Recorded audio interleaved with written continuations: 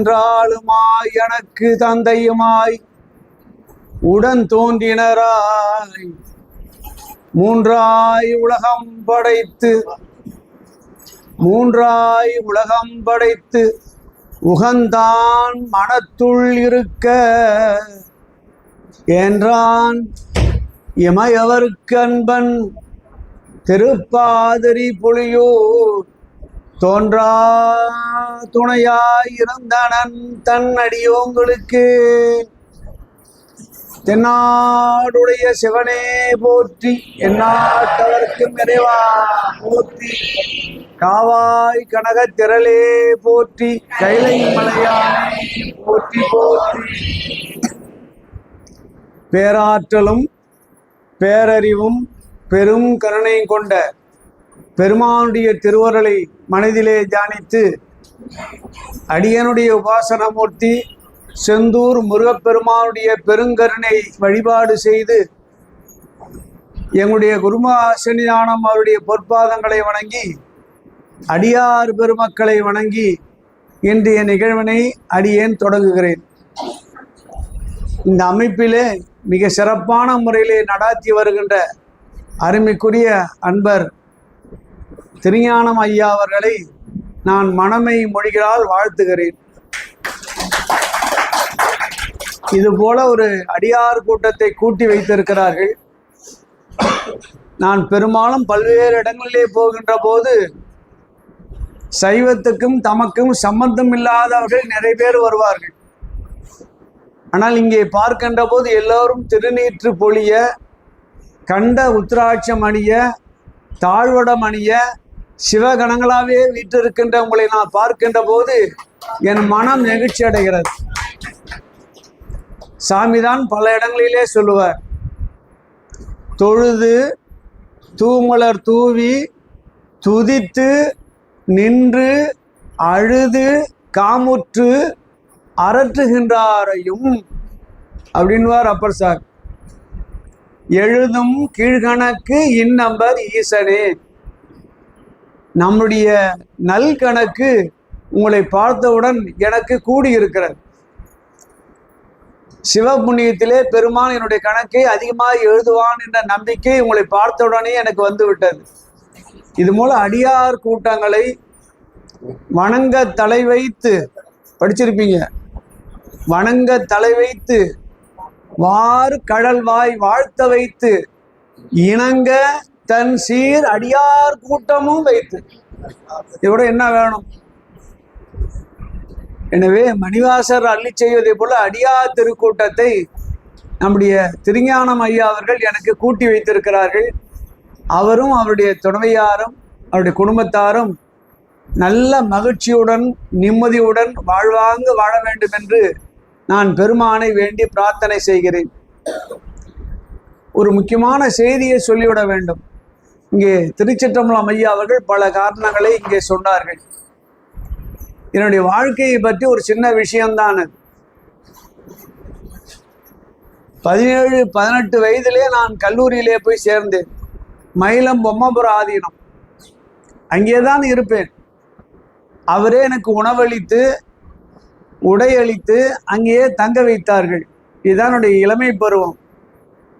அதை தொடர்ந்து நெய்வேலியிலே எனக்கு மிகப்பெரிய வாய்ப்பு கிடைக்கின்ற போது திருவாவடுதுறை ஆதீனத்திலே இருக்கின்ற 23வது குருமாசனியானம் தொடர்பு ஏற்பட்டது. நெய்வேலியிலே மிகப்பெரிய நடராஜர் கோயில் இருக்கிறது, 13 அடி. அதிலே நான் செயலாளராக பணியாற்றுகின்ற போது திருவாவடுதுறை ஆதீனத்தோடு தொடர்பு ஏற்பட்டது. அப்போதான் சைவ சித்தாந்தம் தொடங்கினார்கள். 1993 தொடங்கினார்கள். 93 தான் முதல் தொடக்கம். வைத்தியநாதன் என்பவர் தான் தொடங்கினார். முதலிலே நெய்வேலியில் தான் தொடங்கப்பட்டது. சன்னிதானம் தான் வந்தாங்க. அதுக்கு பிறகு 96 நான் பேராசிரியராக இருந்தேன். நெய்வேலியிலே பணியாற்றி கொண்டு மடத்திலே இருந்தேன். நிறைய நூல்களை வெளியிட்டேன் சைவ சித்தாந்தத்தில். அதுக்கு பிறகுதான் நம்முடைய விருதாசலம் மடத்திலே இருந்து அழைப்பு வருகின்ற போது இவரை கேட்டுட்டு அங்கே போகும்போது நீங்கள் ஏதாவது நடத்துங்க நமக்காகன்னு கேட்டார்கள். விருதாசலம் மடத்தினுடைய கிளை மடம் இங்கே மயிலாப்பூர்ல இருக்கிறது. சித்திரகுளம் என்று இருக்கிறது. அது எழுத்தாப்புல ஒரு மடம் இருக்கிறது. அந்த மடம் எங்களுடைய மடம் தான். அங்குதான் சாமிகளை போய் நான் பார்த்தேன். அவருடைய முன்னோராக இருக்கின்ற 23வது சன்னிதான இடத்துல தான் தீட்சை பெற்றேன், மெய்கண்டார் அவதார தலத்தில். எனவே நம்ம ஒன்று ஆரம்பிக்கலான்னு கேட்டப்போதான் திருமந்தரம் சொன்னான். நான் திருமந்தரம் ஏன் தொடங்க வேண்டும் என்பதற்கு ஒரு காரணம் சொன்னேன். அதான் முக்கியமானது. இதை திருச்சிற்றம்பலம் ஐயா அவர்கள் தெளிவாக சொன்னார்கள். அதிலே விடுபட்டு போன ஒரு செய்தி இருக்கிறது. திருவாவடுதுறை ஆதீனத்திலே இருந்துதான் சிவபிரகாஷ் என்பவர் வெளியே வருகிறார். சிதம்பரம் நடராஜர் கோயில் 347 ஆண்டுகள் மூடப்பட்டது. வரலாறு இருக்கிறது. எனக்கு ஆசிரியர் இருந்த வெள்ளை வர்ணம் நூலை எழுதுகிறார். 347 ஆண்டுகள் மூடி இருந்தது. கற்பக கிரகம் மூடி இருந்தது. நடராஜர் சபை மூடி இருந்தது. அங்கே நடராஜர் இல்லை. ஊர் மக்கள்லாம் போய் கேட்டார்கள். 3000 தீட்சிதர்கள் 300ஆக மாறிவிட்டார்கள். எப்படி பாருங்க, 8 தலைமுறை. அப்போதான் நமச்சிவாயமூர்த்தி எழுத கேட்கின்ற போது தன்னுடைய சீடரை அனுப்புகிறார். அவர் வந்து ஆய்வு பண்ணுகிறார். அப்ப சிதம்பரம் திருவண்ணாமலையில் இருக்கின்ற பொம்மண்ணா லிங்கண்ணா என்பவருடைய ஆட்சியில இருந்தது. அவரு வீரசைவர். இவர் போகின்ற போது ஒரு உத்தி சொல்றாங்க. நீங்க வீரசைவரா மாறி போங்க, போனா உடனே உங்களை பார்த்துருவாரு, சொன்னா நடராஜ கோயிலை திறந்துடலாம் அப்படின்ற. வீரசைவரா விருதாசலம் வந்து அங்க இருக்கிற தவ முனிவர்கிட்ட தீட்சை பெறுகிறார். பிள்ளைமாறு வீரசைவரா மாறுறார். நேரா அங்க திருவண்ணாமலை போகிறார். திருவண்ணாமலை பார்க்கின்ற போது அந்த லிங்கண்ணா சொல்கிறான், எங்க நாடு வறுமையில இருக்கிறது, மழை இல்லை, நீங்கள் தான் சித்தராச்சே, மழை பொழிய வைங்க, உங்களுடைய விஷயத்தை நான் முடிக்கிறேன் என்று சொல்கிறார். உடனே 11 பாட்டு பாடுகிறார். இன்றும் இருக்கிறது. 11ஆவது பாட்டு பாடுகின்ற போது மழை பொழிகிறது. அரசன் மிகுந்த மகிழ்ச்சி அடைந்தான். என்ன வேணும் கேட்டான். எவ்வளவு வராகன் வேண்டும் என்று கேட்டான். வராகன்னா சாதாரண விஷயமா? உடனே இவர் சொன்னார், ஒன்றும் எனக்கு தேவையில்லை, சிதம்பரத்திலே நடராஜருடைய சிலை வேறு இடத்திலே இருக்கிறது, அது பூட்டப்பட்டு இருக்கிறது, தொடர்ந்து அது வழிபாட்டுக்கு ஏற்பாடு செய்ய வேண்டும், இதற்கு தான் நான் வந்தேன் என்றார். உடனே பெரும் சேனையை அனுப்புகிறார். அங்கே பிச்சைவரத்திலே இருக்கின்ற ஜமீன் இடத்திலே போய் பேச்சுவார்த்தை நடத்தி அந்த நடராஜர் ஒரு பொந்துல இருக்கிறார். இன்னைக்கு அந்த இடம் இருக்கு. பொந்திலே இருக்கின்ற நடராஜரை மீட்டு வந்து சுத்தம் செய்து அந்த கர்ப்பகிரகத்தை நடராஜருடைய சபையை தூய்மை செய்கிறார். தூய்மை செய்கின்ற போது உள்ளே நுழைகின்ற போது 2 நூல் கிடைக்குது. ஒன்று திருவாசகம், இன்னொன்று திருமந்திரம். இவர் என்ன செய்யறார், திருவாசகத்தை அங்கிருந்த ஒரு மடத்தின் அதிபதி அவர்கிட்ட கொடுத்துட்றார். அது நீ பொம்மை பாலத்துல இதுல பாண்டிச்சேரியில் இருக்கிறார். உடனே இவர் திருமந்திரத்தை எடுத்துக்கிறார். ஏன் எடுத்துக்கிறான்னு கேட்டா, திருமந்திரம் திருவாவடுதுறை ஆதீனத்திலே இருந்த அங்குதான் இயற்றப்பட்டது இல்லைங்களா? சேர்ந்திருந்தேன் சிவபோதி மங்கனை என்று அவரே பாடுறார். போதி நிழல இருந்தேன், அம்மையை சேர்ந்திருந்தேன், அப்பனை சேர்ந்திருந்தேன், என் குருநாதர் வழிகாட்டினாரு, நான் திருமந்திரம் பாடினேன்ற. அப்ப இவர் அந்த ஊருக்காரர். உடனே பற்று வந்துருச்சு, திருமந்திரத்தை எடுத்துக்கிட்டார், கூடவே போறார். அங்கே நடராஜர் சிலை ஸ்தாபனம் செய்யப்படுகிறது. முன்னே இருந்த வழிபாடுகள்லாம் போய்விட்டது. 347 ஆண்டுகள்ல என்ன வழிபாடு தெரியும்? 7 தலைமுறை. எனவேதான் இந்த சிவபிரகாசர் புதிய முறையை வகுக்கிறார். அதான் முக்கியமானது. என்ன புதிய முறை என்று கேட்டால், நடராஜருக்கு 6 காலம்தான் அபிஷேகம். ஒரு புதிய முறையை உண்டாக்குறார். வீரசைவத்திலே ஒரு மரபு இருக்கிறது. குருநாதருடைய திருவடியை அபிஷேகம் செய்து அதிலிருந்து ஒரு பங்கு எடுத்து 8 பங்கு நல்ல நீரை கலந்து உட்கொள்ள வேண்டும். இது பாதோதகம் பேர். திருவடி நீரை உட்கொள்வதுன்னு அர்த்தம். இது வீரசைவ மரபு. இங்கே சைவ சித்தாந்த மரபு என்னன்னு கேட்டா, அன்னதானம் பந்தி கட்டுன்னு ஒன்று இருக்கும். திருவாவடுதுறைக்கு போனால் தெரியும். எல்லா சைவ மடத்துலையும் அங்கே சாமி உட்காருவார், இலை பரிமாறப்படும். அதில் ஒவ்வொன்றையும் கை வச்சு ஆசீர்வாதம் பண்ணார். அதுலேருந்து எடுத்துகிட்டு போய் பொதுவில் இருக்கின்ற அண்டாவில் கலந்து எல்லாத்துக்கும் விநியோகம் பண்ணுவோம். அது அன்ன விசேடன்னு பேர். சரிதாங்களா? இங்கே முறை என்ன செய்கிறான்னு கேட்டால், திருவடியில நீர் பொழிவது என்பது வழக்கம் இல்லையா? எனவே ஒரு முறையை உண்டாக்குறார். தினந்தோறும் 3 காலம் நடராஜருடைய குஞ்சத்த திருவடியை நீர் ஊற்றி அதிலிருந்து வருகின்ற நீரை கொண்டு வந்து பிரசாதமா தர வேண்டும் அப்படின்னு அவர் கொண்டாந்தார்.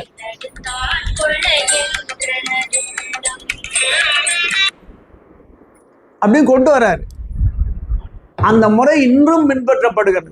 அது வீரசைவ நெறி. அது பாருங்க, இன்னைக்கும் நடராஜர் கோயில்ல 3 காலம் காலை மதியம் சாயங்காலத்துல அந்த குஞ்சத்த திருவடியை நீக்கி அங்கே வெட்டி வேர் போன்ற நீர்களை மாற்றி அங்கே நீர் விடுவாங்க.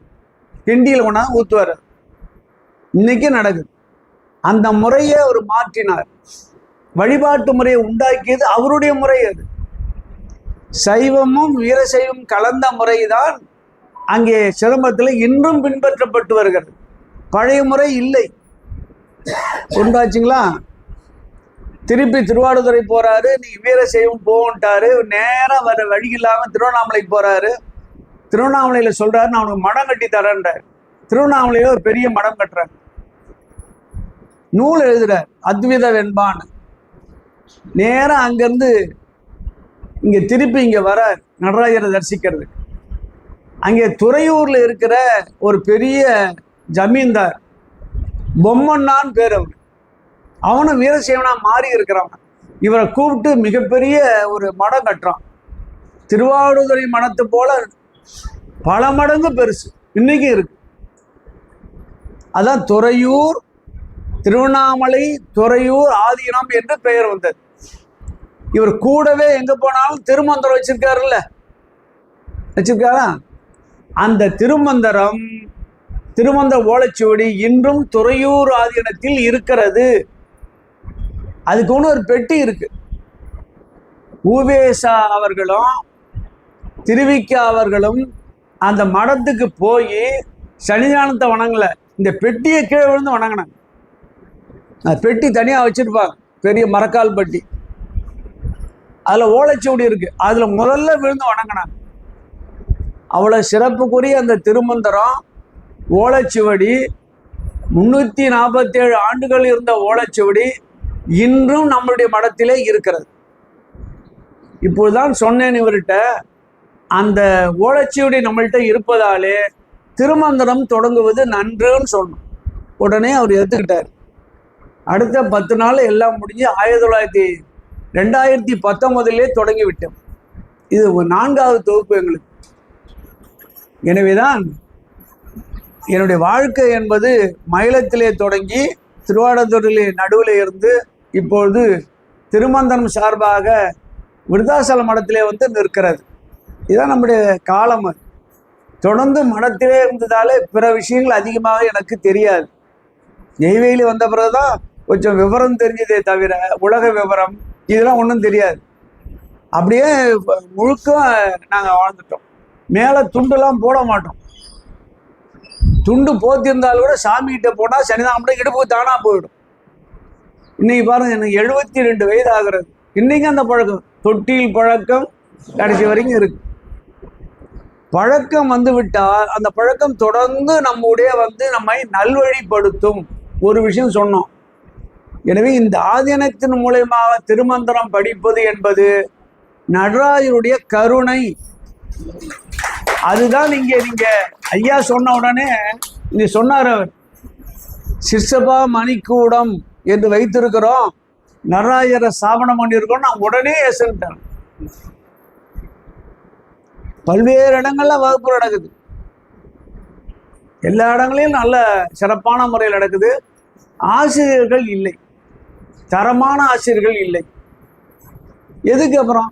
எனவே தான் நாங்கள் ஒரு முடிவு எடுத்தோம், ஒரு மாவட்டத்துக்கு ஒன்று தான் நல்ல ஆசிரியரை போட்டுடணும் அப்படின்னு. இப்போ கிட்டத்தட்ட ஒரு 7 பேராசிரியர்கள் பல மையங்களில் உண்டாக்கி கொண்டிருக்கிறார்கள். கன்னியாகுமரியில் நடக்கிறது, எல்லா இடங்களையும் நடக்கிறது. எனவே சிறந்த முறையில் நடக்கிறது. நான் ஓய்வு பெற்ற பிறகு கொரோனா காலத்தில் நான் சென்னைக்கு வந்தேன். என்னுடைய பையன் இங்கே இருக்கிறான், பொண்ணு இருக்குது. பொண்ணு மருத்துவராக இருக்கிறது, பையன் ஒரு இன்ஜினியரிங் காலேஜில் ஒரு டாக்டரேட் முடிச்சுட்டு வேலை செய்கிறான். எல்லாம் இங்கே இருப்பதாலே நான் மட்டும் நெய்வேலியிலேருந்து என்ன செய்கிறது, விருதாசத்தில் இருந்து. எனவே தான் நானும் இங்கே பசங்களோட நான் தங்கிட்டேன்.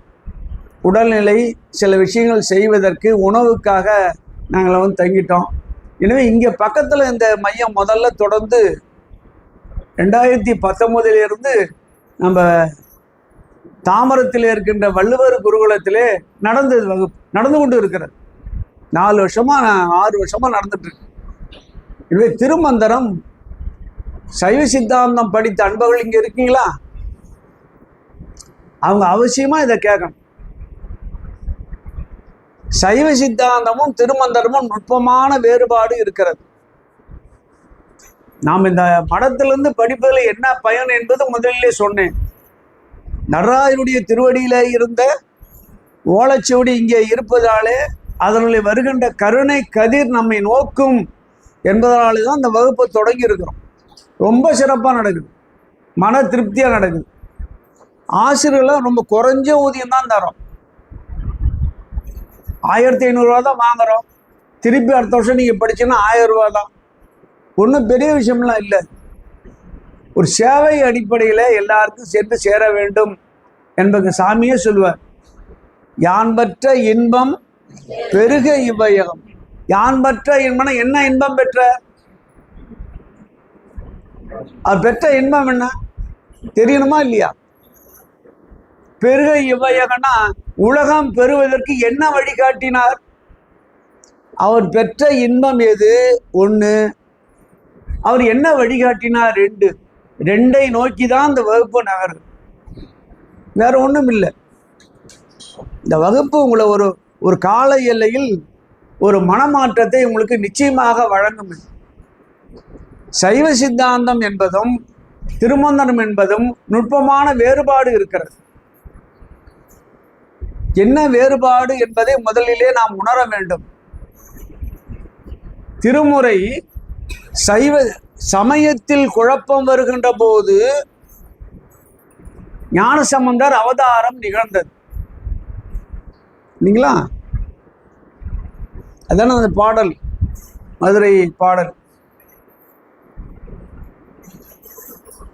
எனவே நிகழ்ந்தது. அவர்தான் நிலைநிறுத்தினார். ஞானசம்பந்தர் தான் நிலைநிறுத்தினார். நிலைநிறுத்திய பிறகுதான் சைவம் திகழ்ந்தது. இன்னைக்கு விபூதி பூசிருக்கிறோமே, உத்திராட்சம் அணிகிறோமே, இதெல்லாம் பெரிய விஷயம் இல்லையா? அந்த காலத்தில் நடக்காது.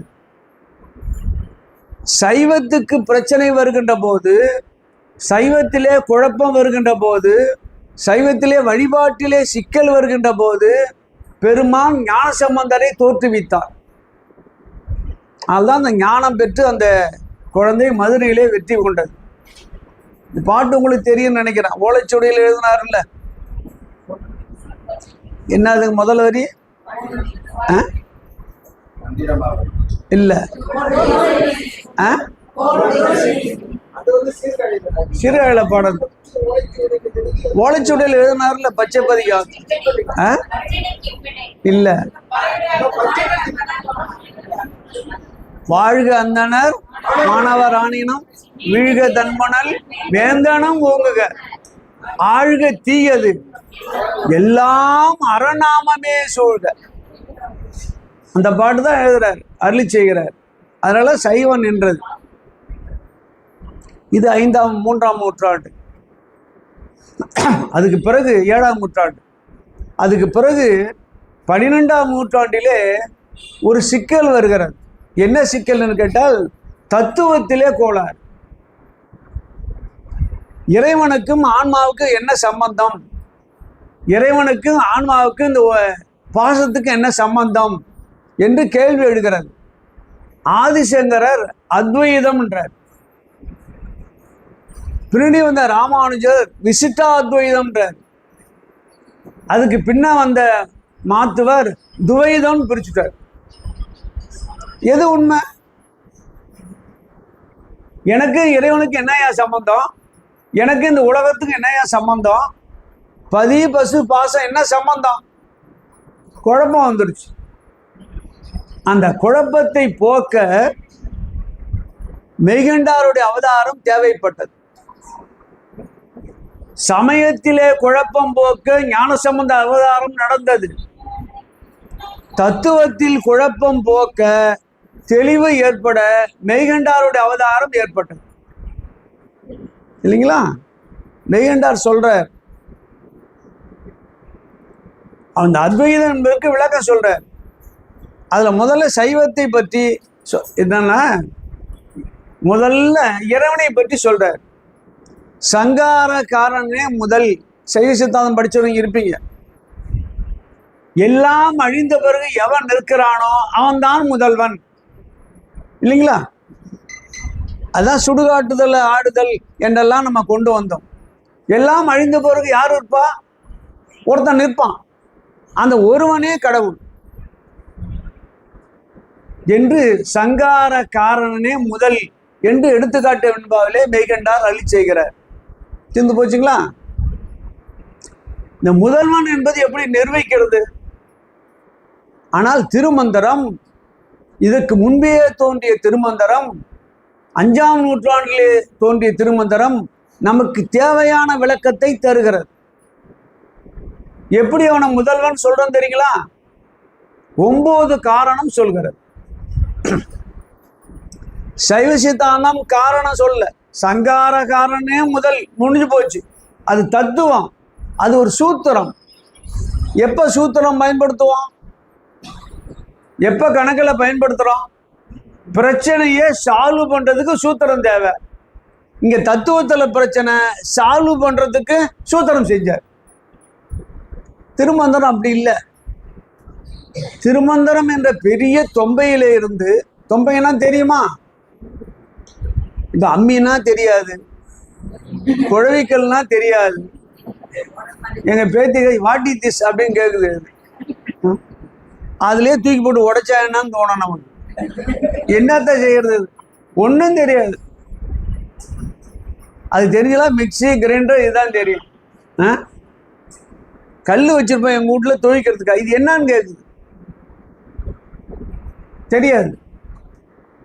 அப்படிதான் அந்த உலகம் இருக்கிறது. பெரிய தொம்பையில நிறைய நெல்லும் கொட்டி இருக்கு. இல்லைங்களா? மெய்கண்டார் அதுல இருந்து கொஞ்சம் எடுத்தார். அதுல இருந்து முப்பொருள் உண்மை, பதி பசு பாசம் என்பதை எடுத்து 12 சூத்திரம் செய்து மக்களுக்கு தந்தார். 25 விழுக்காடு 50 விழுக்காடு தான் எடுத்தார். மீதி 50 விழுக்காடு திருமந்திரத்தில் இருக்கிறது. அறம் இருக்கிறது. எவ்வளவு விஷயம்லாம் இருக்குங்க.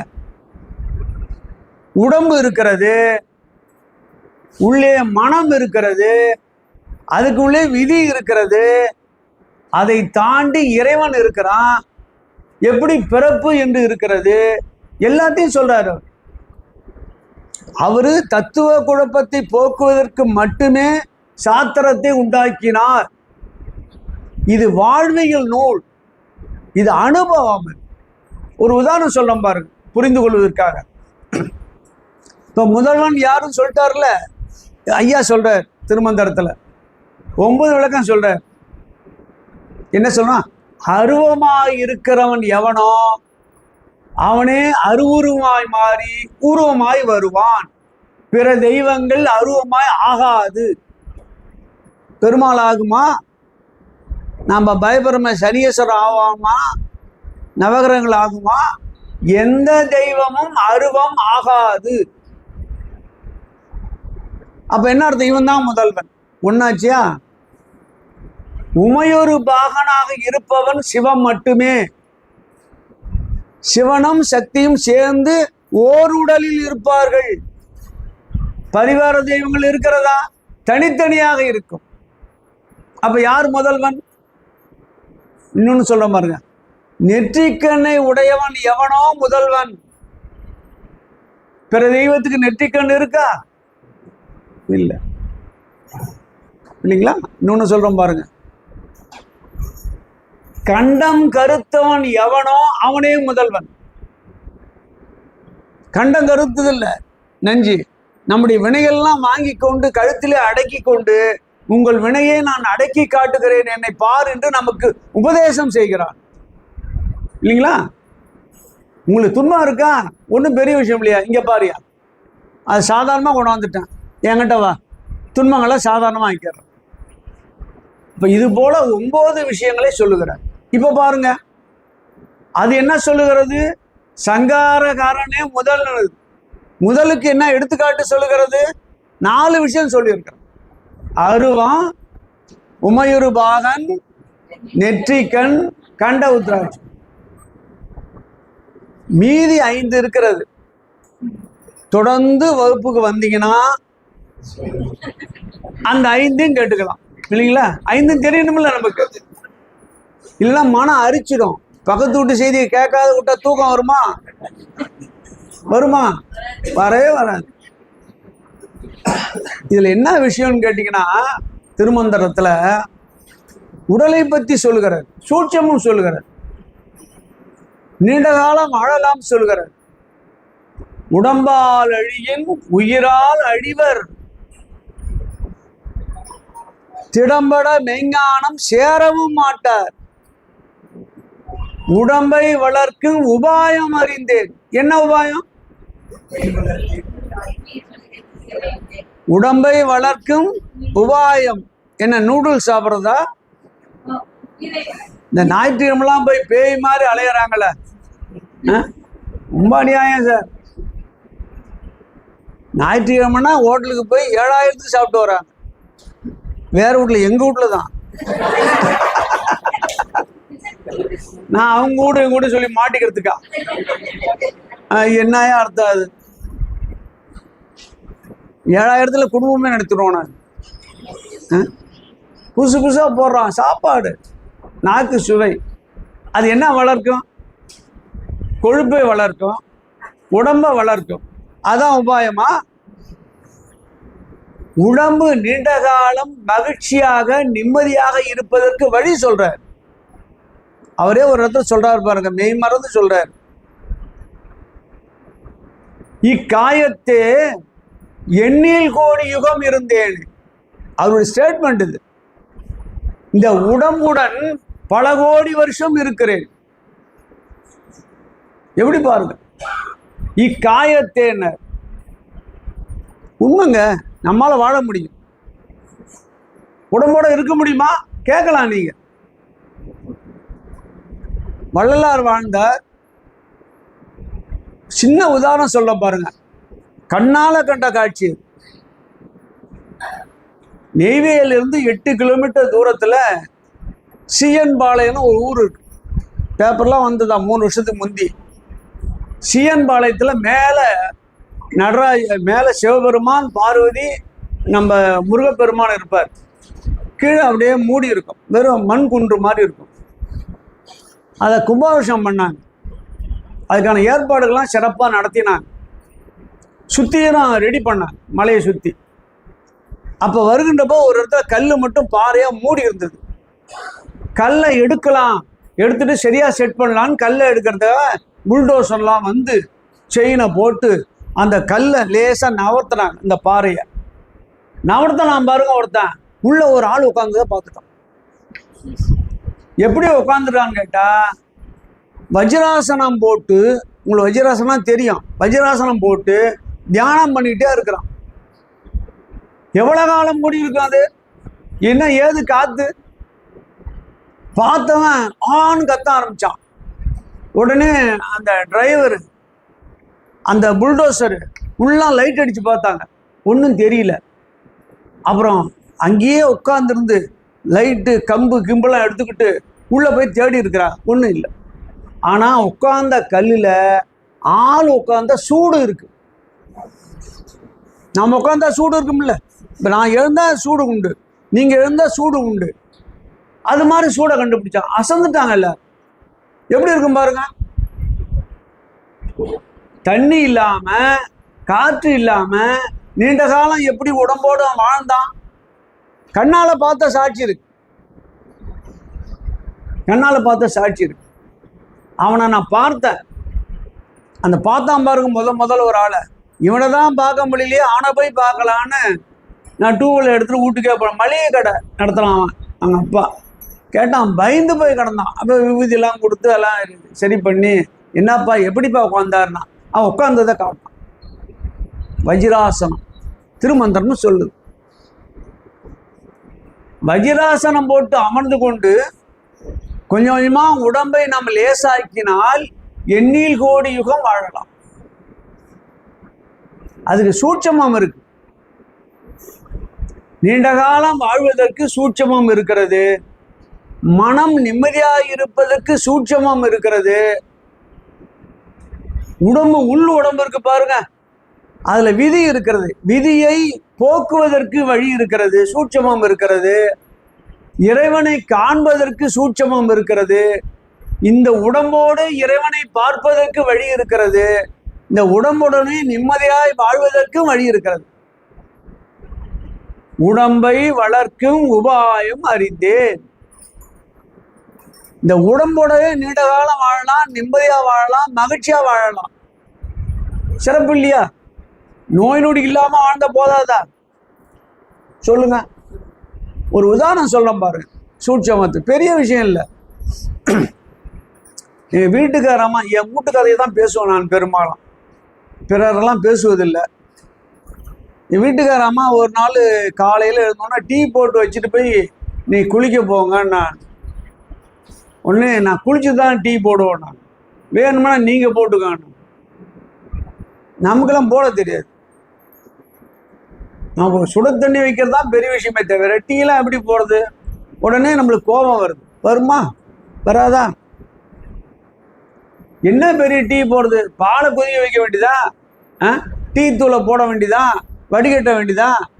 சக்கரை தான் போட்டு சாப்பிட வேண்டியதா? இதில் என்னங்க பெரிய விஷயம் இருக்கு? சொல்லுங்க சொல்லுங்க. உங்களுக்கு எல்லாத்துக்கும் தெரியும், நம்மள மாதிரி ஆட்கள்லாம் நிறைய இருப்பீங்க. டீ போடுறதுல என்னங்க கஷ்டம் இருக்கு இல்லைங்களா? ஆனா வீட்டுக்காரம்மா சொன்னாங்க, டீ போடுங்க, சிந்தாம போடுங்கண்ணா. அதுல சிந்தாம போட்ட போது என்ன பெரிய விஷயமா? பெரிய பாத்திரத்தை வச்சுக்கிட்டு 1 டம்ளர் டீக்கு ஆத்தன சிந்துருச்சு. இந்தாண்டமா தான் கீழே சிந்துருச்சு. உங்களை போய் ஊரா பேச கூப்பிடுறாங்க. என்னத்த இது பெருமானே? இது பெருமானுக்கு இதுக்கு என்ன சம்பந்தம் சொல்லுங்க. எனக்கு ரொம்ப வெக்கமா போச்சு. மறுநாள் ட்ரை பண்ணேன், நடக்கல. அடுத்த நாள் திருமந்திரத்தெல்லாம் ஓரம் கட்டி வச்சுட்டு, நம்ம திருமந்திரமே பெருசா இருக்குன்னு நினைச்சுக்கிட்டு எப்படி போடுறது யோசனை பண்ணி மறுநாள் காலையில் எழுந்தோன்னு போட்டேன். அப்பயும் சிந்திடுச்சு. எனக்கு ரொம்ப தாங்கலை. எங்க பொண்ணு மெடிக்கல் காலேஜ் படிச்சுட்டு வந்து காலையில் என்ன இப்போ தடுமாறிட்டு இருக்கான்னுச்சு.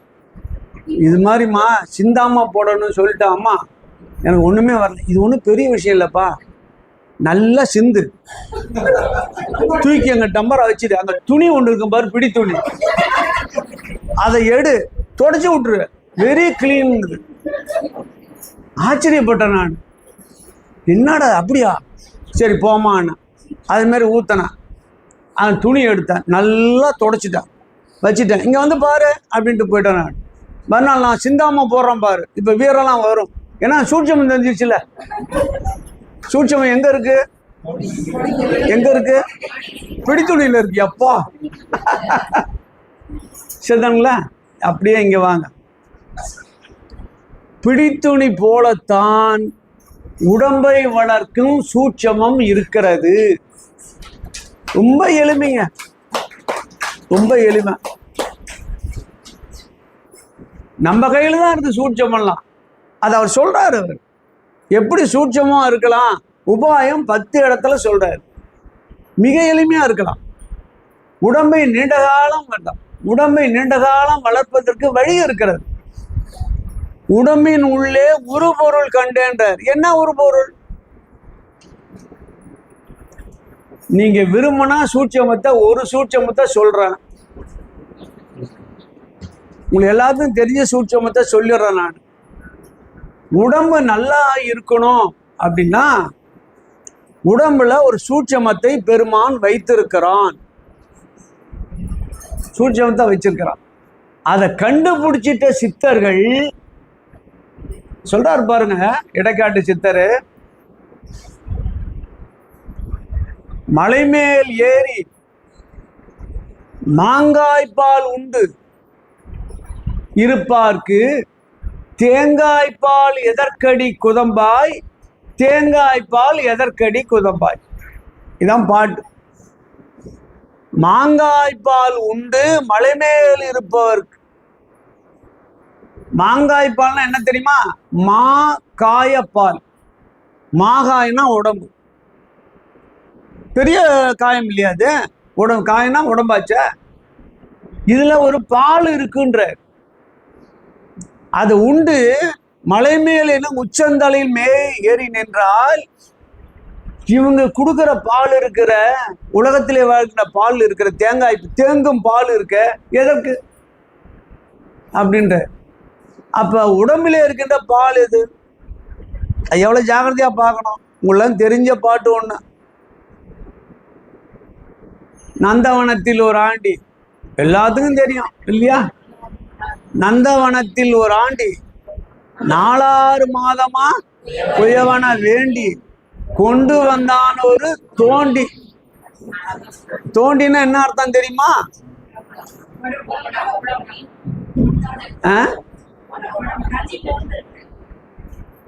4 மாதமா குயவன வேண்டி. குயவனா சிவபெருமான். இந்த பாட்டை மாத்தீங்க. நந்தவனம் என்பது இது உலகம். ஒரு ஆண்டி, ஆண்டினா உடம்புக்கு உடம்பு எதுவும் இல்லாம கேவல நிலையில் இருக்கின்ற ஆன்மா. அது என்ன இருக்கு? சைவ சித்தாந்தம் புரியுதுங்களா? கேவல நிலையிலே ஆன்மா இருக்கும்போது தனித்து இருக்கும். தனித்த நிலைதான் கேவல நிலை. உடம்பு இருக்காது. 3 வகையான உடம்பும் கிடையாது. ஆன்மா மட்டும் இருக்கும். அதுதான் ஆண்டின்னு பேரு. அதை கொண்டாந்து நந்தவனத்துல போடுறா. நந்தவனத்தில் ஒரு ஆண்டி 4 மாதமா கொயவன வேண்டி. அது 10 மாசம்னு இவங்க சொல்றாங்க. 4 24, 24 தத்துவங்களை பெற்றான். அதுதான் ஆன்ம தத்துவம். பெற்றானா 4 மாதமா கொயவன வேண்டி கொண்டு வந்தான் ஒரு தோண்டி. தோண்டினா உடம்பு. அங்க கிராமத்துல தோண்டினா என்னன்னு கேட்டா, கீழே இருக்கிற நீரை மேலே கொண்டாந்து ஏற்றும். ஏத்தம் போட்டு இறைப்போம். கீழே போவோம் இந்த சாலு மண்குடம். மேலே ஏத்தாந்து விட்டு கீழே தாய்ச்சிடுவோம். கீழே எல்லாத்துக்கும் பாவம். கீழே இருக்கிற நீரை மேலே கொண்டாந்து ஊத்துறதுதான் தோண்டிக்கு பயன். இது புரியுதுங்களா? புரியுதுங்களா? இந்த உடம்பின் பயன் என்னன்னு கேட்டா, கீழே இருக்கின்ற வினைகளை கொண்டு வந்து மேலே அனுபவிச்சு கழிக்கிறது தான் பயன் இல்லைங்களா? ஆழ்ந்த நிலையிலே, நமக்கு தெரியாம நிலையில விதி இருக்குல்ல, எவ்வளோ துன்பங்கள் இருக்கிறது. ஏன் இதற்குன்னு நமக்கு புரியுதா? ஒண்ணுமே புரியலையே. டாக்டர்கிட்ட போய் ஒருவன் நிற்கிறான். என் நண்பர் தான். இங்கே கையை வச்சுக்கிட்டார். சார் நெஞ்செல்லாம் வலிக்குது சார்னார். டாக்டர் சிரிச்சார். நீ வாதியாரான்னு கேட்டார். ஆமான்னாரு. இந்த பக்கம் இதயம் இருக்கியா? ஏன் எங்கே பிடிக்கிறான்னு கேட்டார். இதயம் எங்க இருக்குன்னு தெரியாமலே அவன் தவிக்கிறான். பயம் இல்லையா? டாக்டர்கிட்ட நீங்க போய் எதுக்கும் ஜாகிரதையா இருங்கன்னு சொன்னா என்ன செய்வீங்க? சும்மா சாதாரணமா எதுக்கும் ஜாகிரதையா இருக்குங்க சார் அப்படின்னா உட்காரும். எனவேதான் விதியை நம்மளை பயம் பொறுத்திடும். விதியை கண்டு பயப்படுறவங்க நிறைய பேர் இருக்கா இல்லைங்களா? பயப்படலாம் வேண்டாம். அது சொல்ற பல இடங்கள்ல உங்களுக்கு விதி என்பது ஒரு சாதாரணமான விஷயம். அது விதி பெரும்பாலும் பயத்தாலேயும் துன்பப்படுகிறோம். விதின்னு என்ன தெரியுமா? ராமகிருஷ்ணா சொல்றாரு, திருமந்தத்தில் ஒரு பாடல் சொல்லுகிறது, விளக்கவரை சொல்லுகிறது. என்னுடைய குருநாதராக இருந்த சிவராஜ யோகி திருவாரூர்கார் திருமந்திரத்துக்கு பிரமாதமான முறையில் உரை எழுதியிருக்கிறார், முன்னுரை எழுதியிருக்கிறார். நான் பல இடங்களில் நேரடியாக படித்தோம் அந்த திருமந்திரத்தை. வெள்ளை வர்ணம் அண்ணாமலை, ராமகிருஷ்ணன் பிள்ளை சிதம்பரம், சிவராஜ யோகியுடைய மாணாக்கராக இருந்த வரதாஜ பிள்ளை, இவங்கெல்லாம் நம்ம அருணவடிவேல் முதலியார், இதெல்லாம் நிறைய இடங்கள்ல அவங்களுடைய சொற்பொழிவு நூல்கள்லாம் ஆழ்ந்து பார்க்கின்ற போது எல்லாம் கலந்து தான் உங்களுக்கு எளிமையாக சொல்ல வேண்டிய வாய்ப்பு எனக்கு கிடைச்சிருக்கு. அந்த நூலில் இருக்கிறது சொல்றதுல என்ன இருக்கு? விதியை பற்றி சொல்ற அன்பர்களே, நீங்கள் வாழ்க்கையிலே மறக்க மாட்டீங்க. விதி என்பது ஒரு முகமூடி. இப்போ நான் சிங்க முகமூடி போட்டு போகிறேன், என் பேரை வந்து பயப்படுவான் இல்லையா? ஐயோன்னு கத்துவான். எங்கள் வீட்டுக்காரம்மா சும்மா நினைச்சு பாருங்களேன், நான் எங்கள் வீட்டுக்காரன் அப்படின்னா அப்படின்னு. ஏன் இவன் பயப்படுறான், அது பயப்படல? சொல்லுங்க, நீங்க தான் ஏன் சொல்லணும். பேரை ஏன் பயப்படுறான்? யாரு பார்த்து பார்த்து பழகிறது? அப்பா, இப்பதாங்க நம்ம கூட வரீங்க நீங்க. இவன் அறியாமையினாலே பயப்படுறான், அது கூடவே இருந்து அறிந்ததால பயப்படல. அறியாதவன் வினையை கண்டு விதியை கண்டு பயப்படுவான், அறிந்தவன் தூக்கி போட்டு போவான். ராமகிருஷ்ணருக்கு பக்கப்பளவை நோய், ரமணருக்கு ரத்த நோய், பயந்தாங்களா? ராமகிருஷ்ணன் போய் கேட்குறாங்க, ஐயா இங்க கழுத்துல பிளவு ஏற்பட்டிருக்கு, புழுவெல்லாம் நெளியுது, உங்களுக்கு அது வருத்தமா இல்லையா, பயமா இல்லையான்னு அவர் கேட்டார். புழுவுக்கு சாப்பாட்டுக்கு வழி இல்லை, வந்துடுச்சு, விட்டுடு. எப்படி பாருங்க, எப்படி இருக்கு பாருங்க. அது இருந்துட்டு அது மட்டும் போட்டியா? அறிந்தவன். நாம உடம்பை பற்றி இப்ப பாருங்களேன். இப்ப எனக்கு எங்க வீட்டுல எல்லாரும் முகவடி போடுவாங்க. என் வீட்டுக்காரம்மா பத்திரகாளி முகமுடி, எங்க பையன் சூரபத்துனுடைய முகமுடி. எப்படி இருக்கு பாருங்க. எங்க பொண்ணு ஒண்ணு இருக்குல்ல, பொண்ணு டாக்டரா இருக்குன்னு சொல்றோம்லே பொண்ணு, அது வழிப்பறி. ஆமாங்க, வழிப்பறி தானே. பொங்கலுக்கு, தீபாவளிக்கு, கல்யாண நாளுக்கு, பிறந்த நாளுக்கு இது எழுதி பார்த்தாங்க ஒரு நாள் நோட்ல. 16 நாள் வருது. எப்பா, இப்ப நீங்க என்ன செய்வீங்க? நான் ஒரு சூட்சவன் கண்டுபிடிச்சேன். பிடித்துணி சொல்லிச்சுல்ல, எந்த நாள் வந்தாலும் 500 ரூபா தான் இல்லைங்களா? பிறந்த நாள் வந்தாலும் அதான், கல்யாண நாள் வந்தாலும் அதான் இல்லைங்களா? பொங்கல், தீபாவளி எது இருந்தாலும் அதுக்குள்ளதான் நடக்கும். இப்ப நமக்கு என்ன இருக்கு? 16/8/5 போட்டு வச்சுக்கிட்டு சரி மாசம் மாசம் பென்ஷன்ல கொடுத்துடலாம். இந்த முகவடியை கண்டு நம்ம பயப்படலாமையா? இது தெரியுது, இது வழிப்பறி முகவடின்னு தெரியுது, இது பத்திரகாளின்னு தெரியுது, பையனுக்கு அடிக்கடி சூரபத்மா வருவான்னு தெரியுது. நாம ஏன் பயப்படணும் இல்லைங்களா? அந்தந்த நேரத்தில் அதுக்கு தகுந்த மாதிரி நடந்துட்டு அமாடும் போயிட்டே இருக்க வேண்டியதான். இது என்ன ஆகுமோ, பாஞ்சிருமோ? எதுவும் பாயாது. சும்மா எல்லாம் வேஷம் தான். பாஞ்சிருமா சொல்லுங்க? பாஞ்சு அதுக்கு எது என்ன? எது பாயம் சொல்லுங்க பாப்பா? எதுவும் பாயாது. எனவே விதி என்பது அன்பர்களே பாயாது, பயம் உறுத்தும். அது ஏன் பயந்துக்கிட்டு? என்ன பயந்து? ஒண்ணுமே தேவை. நன்றுடையானை தீயது இலானை நரை வெள்ளேறு ஒன்றுடையானை உமையொரு பாகமுடையானை சென்று அடையா திருவுடையானை கூற என் உள்ளம் குளிருமே. என்ன முகமுடியா இருந்தா நமக்கு என்ன? நமக்கு என்ன இருக்கு? நீங்க நமச்சிவாயை தான் வீட்டுல அடிக்கடி சொல்றீங்களா? உங்க வீட்டுல என்ன மகோடி இருக்கு? அம்மா பக்கத்திலே உட்காந்துருக்காங்க, தெரியாதமா சொல்லிட்டேயா. நான் ஒரு தாட்டி நிறைய மாட்டிட்டேங்க. மருமகளை அழிச்சிட்டு போயிட்டு மீட்டிங்க்கு அதை பத்தியே வாரிட்டேன்.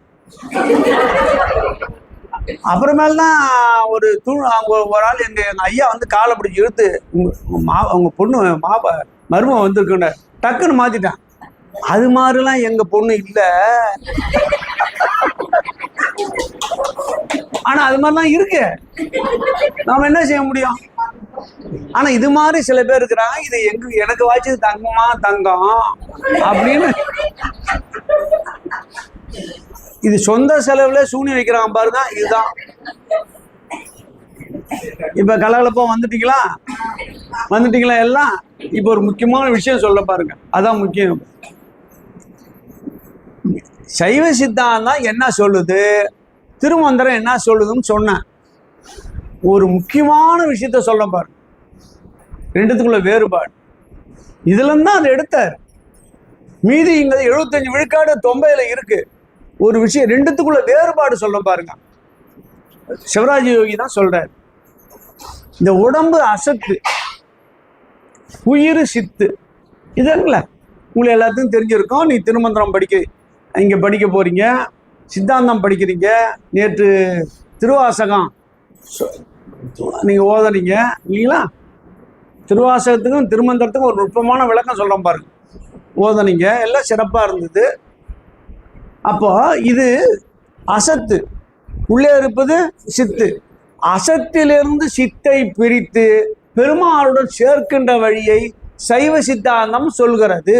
சரிதானா? உயிரை இதை விட்டு போய் பெருமாளோட சேரணும், அதுதான் முத்தி அப்படின்னு சைவ சித்தாந்தம் சொல்லுது.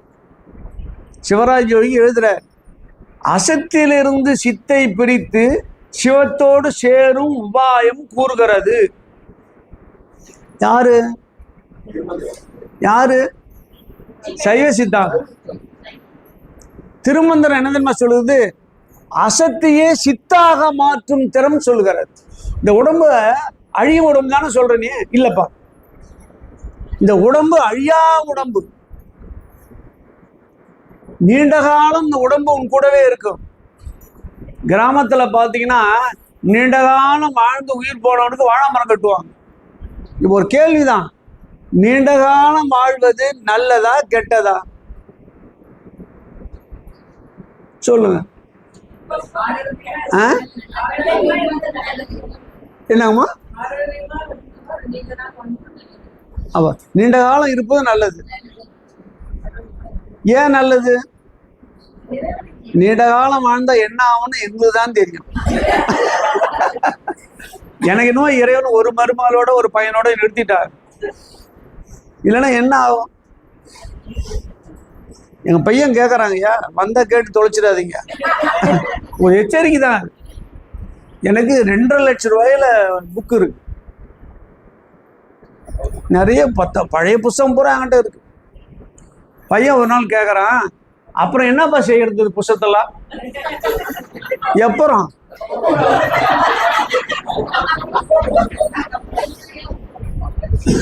எனக்கு அப்படியே சுருக்குன்னு அடிச்சு.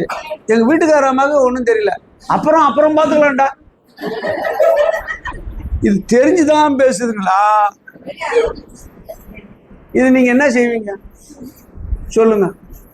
உலகம்னா இப்படிதான் இருக்கும். எல்லாம் முகமுடி போட்டு வந்தது. நாம பயப்பட வேணாம். அவன் என்னைக்கு கூப்பிடுறான் அன்னைக்கு போவோம். அது வரைக்கும் மகிழ்ச்சியா இருப்போம். என்ன இருக்கு? மழை பெய்யுதுங்க, சாரல் அடிக்குதுங்க, நம்ம என்னங்க செய்ய முடியும்? மேலே பட்டுடுச்சு, சட்டையை கைட்டு உதட்டி காய வச்சுட்டு திருப்பி போட்டு போய வேண்டிதான். ஐயோ சாரல் பட்டுதுன்னு உட்காந்து அழுதுட்டே இருந்தா நனைஞ்சே போடுவோம், ஜுரம் வந்துடும். தள்ளிட்டு போயிட்டே இருக்கணும். இந்த உடம்போடு நீண்ட காலம் வாழ்கின்ற வழியை திருமந்திரம் சொல்லுகிறது. அதுக்கு ஒரு சூட்சமம் சொல்லிடுறோம் பாருங்க. இந்த சூட்சமத்தை தொடர்ந்து நீங்க பாருங்க. நம்ம உடம்புல நம்ம உடம்பு இருக்க, உடம்புல காற்று உள்ளே போகும், காற்று வெளியே வரும். இதெல்லாம் உங்களுக்கு தெரிஞ்ச விஷயம்தான், எல்லாம் தெரிஞ்ச விஷயம் மாதிரி தான் இருக்கும் இல்லைங்களா? இப்ப பாருங்களேன், நம்ம எப்படி பிறந்தோன்னு பார்த்துங்க. பிறக்கும் போது என்ன நடக்குதுன்னு பாருங்க, எப்படி பிறந்தோன்னு பாருங்க. இதெல்லாம் திருமந்திரம். எப்படி பிறந்தோன்னு பாருங்க. அணு கொஞ்சம் கவனிச்சிங்கன்னா ஒரு முக்கியமான செய்தி இன்னைக்கு புரிஞ்சுக்கலாம். நம்முடைய உயிர் வெறும் அணுவாக இருக்கிறது. பசுல இருக்கின்ற ஒரு முடியை எடுத்து 100 வெட்டி அதை ஒன்று எடுத்து 100 வெட்டினா என்ன அளவு? அது கண்ணுக்கு தெரியுமா? நமக்கு பகல்லே பசுமாடு தெரியாது. அது எங்க நம்ம தெரிஞ்சுக்கிறது? அது மாதிரி அணு. அது பெருமான் என்ன தெரியுமா செய்யறான்னு தெரியுங்களா? ரொம்ப அற்புதமான கருணை. அதை கற்பனை சொன்னீங்கல்ல, கற்பனை கடந்த ஜோதி கருணையே உருவமாகி வந்தான். என்ன செய்யறான்? முதல்ல தன்னுடைய திருவருளை பதிக்கிறான். எங்க? ஆண்டியா இருக்கு பாருங்க, அது திருவருளை பதிக்கிறான். அதுக்கு பிறகு 2 உடம்ப தரான். அது என்ன உடம்புன்னு கேட்டீங்கன்னா, காரண உடம்பு, சூக்கும உடம்பு, 2ஐயும் தரான். நீங்க முதல்ல கவனிச்சிங்க, அப்புறம் பின்னாடி நான் விளக்கமா உங்களுக்கு சொல்லுவோம். அப்போ குறிப்பு சீட்டுகள் தருவோம், சின்ன சின்ன ஜெராக்ஸ் போட்டு தருவோம். இப்போ கூட எடுத்துட்டு வந்திருக்கிறேன், ஐயாண்டு எடுத்துட்டு வந்தேன்னா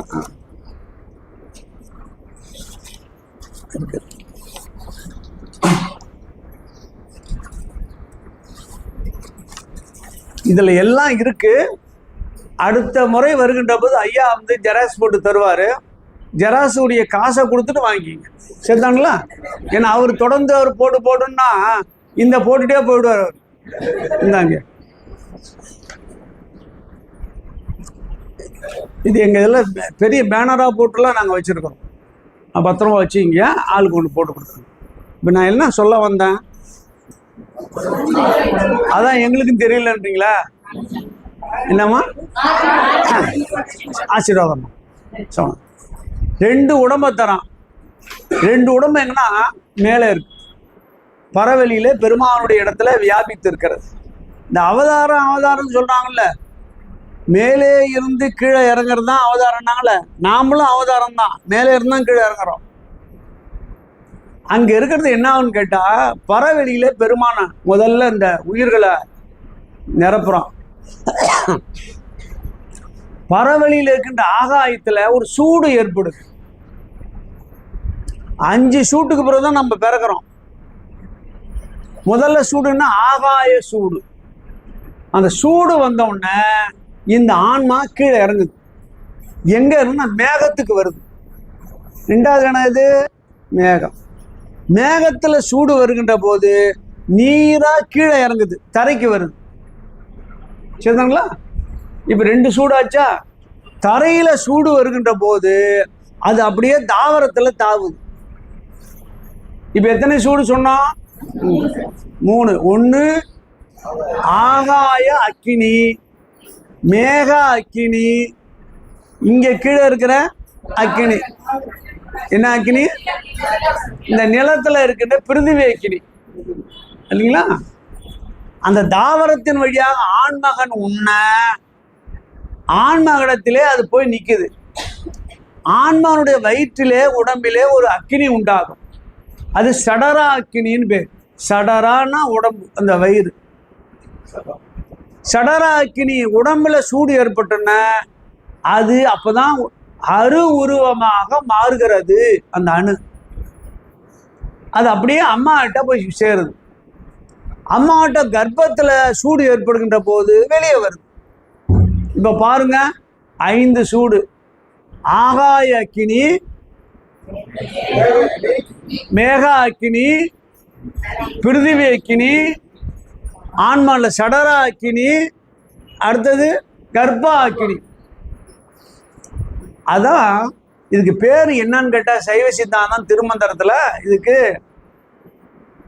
5 அக்கினி இல்லையா? பஞ்சா அக்கினின்னு பேரு. 5 அக்கினியின் வழியாக இந்த ஆன்மா கீழே வருகிறது.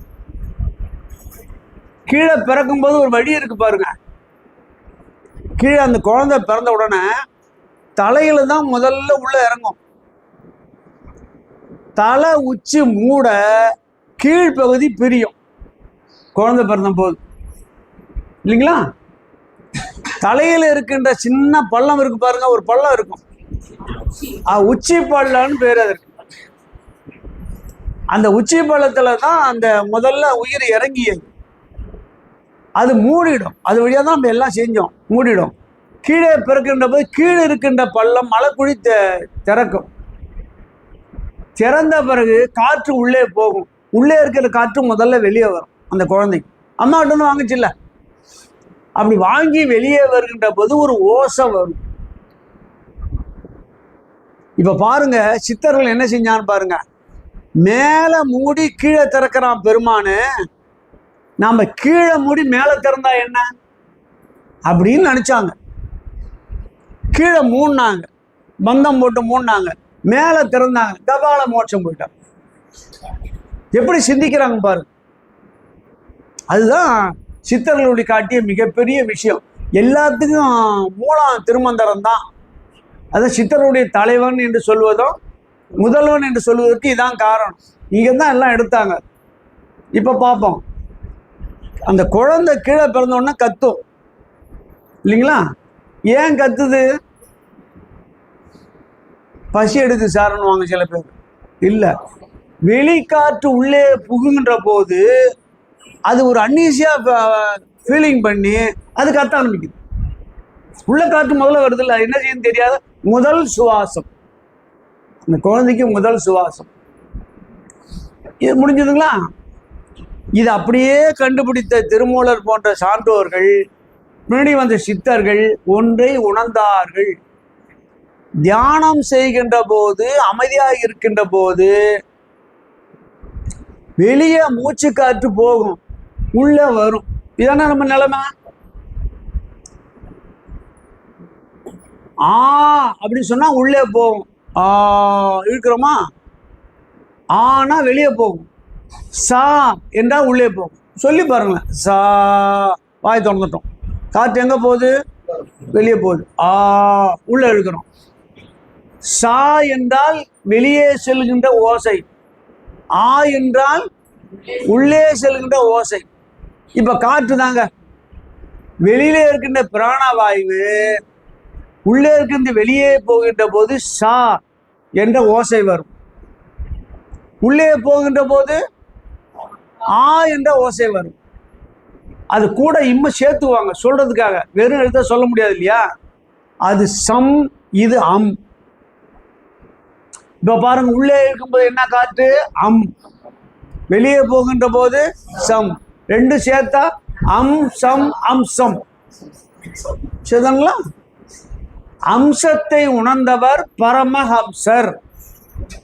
அதான் சித்தருடைய பெயர். வடநாட்டில் இருக்காரு இல்லையா, பெயரு பரமஹம்சர். மூச்சு காற்றில் அம்ச மந்திரத்தை உணர்ந்தால் இந்த உடம்பு நீண்ட காலம் இருக்கும். அவ்வளவுதான் விஷயம். உடம்பு நீண்ட காலம் இருக்கும்.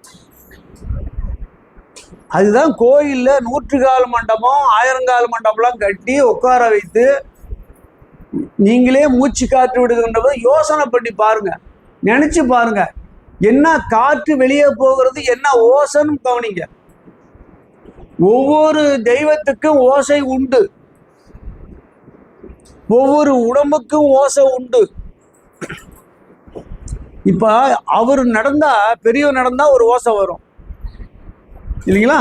இந்த இந்த அம்மா நடந்தா ஒரு ஓசை வரும், நான் நடந்தா ஒரு ஓசை வரும், நம்முடைய அமைப்பாளர் நடந்தா ஒரு ஓசை வரும். ஓசை வித்தியாசமானது. தொடர்ந்து கவனிச்சால்தான் ஓசை கண்டுபிடிக்க முடியும் இல்லைங்களா? வண்டி ஓட்டும் போதே ஓசை வரும். நான் வண்டி ஓட்டுறது விதமா இருக்கும், என் பையன் ஓட்டுற விதம் ஒன்னா இருக்கும். வண்டி ஒண்ணுதான். எங்க பொண்ணு தான் சொல்லும், அப்பா வந்துட்டாங்கன்னு. அது எப்படி கண்டுபிடிச்சா? எடுக்கிறாருல, இவர் தான் எழுப்பாருன்னு. அது கேலி பண்ணுதா கிண்டல் பண்ணா? டிரு டிருன்னு எழுப்பனா நான் கீரை. அப்ப என்னுடைய ஓசை என்ன? டிரு டிரு. அப்படியே பேர் வச்சு தொலைச்சிடாதீங்கய்யா. டிரு டிருன்னு வந்துட்டாரா நீன்னு கேட்க போறீங்க நாளைக்கு. அப்ப என்ன அர்த்தம் கேட்டா, ஒருவருடைய ஓசை இயங்கும் பொருளின் ஓசை வேறுபடும். சரிதாங்களா? இந்த ஓசையை எங்க பொண்ணு டரு டருன்னு எழுதிச்சு. எழுதுங்களா? நவகிரகங்கள் இயங்கும் போது ஓசை உண்டு, முருகன் இயங்கும் போது ஓசை உண்டு, விநாயகர் இயங்கும் போது ஓசை உண்டு, பராசக்தி நவசக்தியா இயங்கும் போது ஓசை உண்டு. அந்த ஓசையை நம்முடைய சித்தர்கள் கண்டுபிடித்து ஒரு எழுத்து எழுதினார்கள்.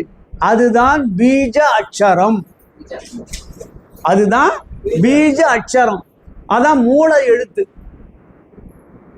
ரீம் களீம் சொல்றோம் இல்லையா? முருகப்பெருமானுக்கு எழுதுறாருல அவரு.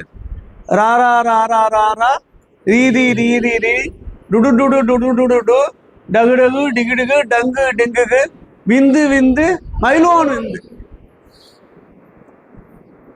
அப்ப சரவண பவான் சொல்லி உபாசம் இருக்கின்ற போது அந்த அந்த வரிசையில் அது வரும். அது கண்டுபிடிச்சாங்கய்யா.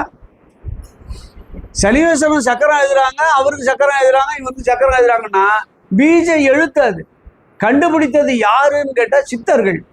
அதை இவர் சொல்றார். 4ஆம் தந்திரத்துல ஒவ்வொரு சாமிக்கும் ஒரு அக்ஷர எழுத்து சொல்றார். அதுக்கு பேரு பீஜ அக்ஷரம். பீஜனா மூலம்னு அர்த்தம், மூல எழுத்து. இப்போ என் பேரை சொன்னா நான் திரும்பி பார்ப்பனா இல்லையா? இல்லைங்களா? என் பேரை சொன்னா திரும்பி பார்ப்பீங்க. அதுபோல பரிவார தெய்வங்களுக்குடைய மூல எழுத்தை சொன்னா அது திரும்பி பார்க்கும். அதுக்காக தான் 108 முறை சொல்றது என்றெல்லாம் கணக்கு வந்தது.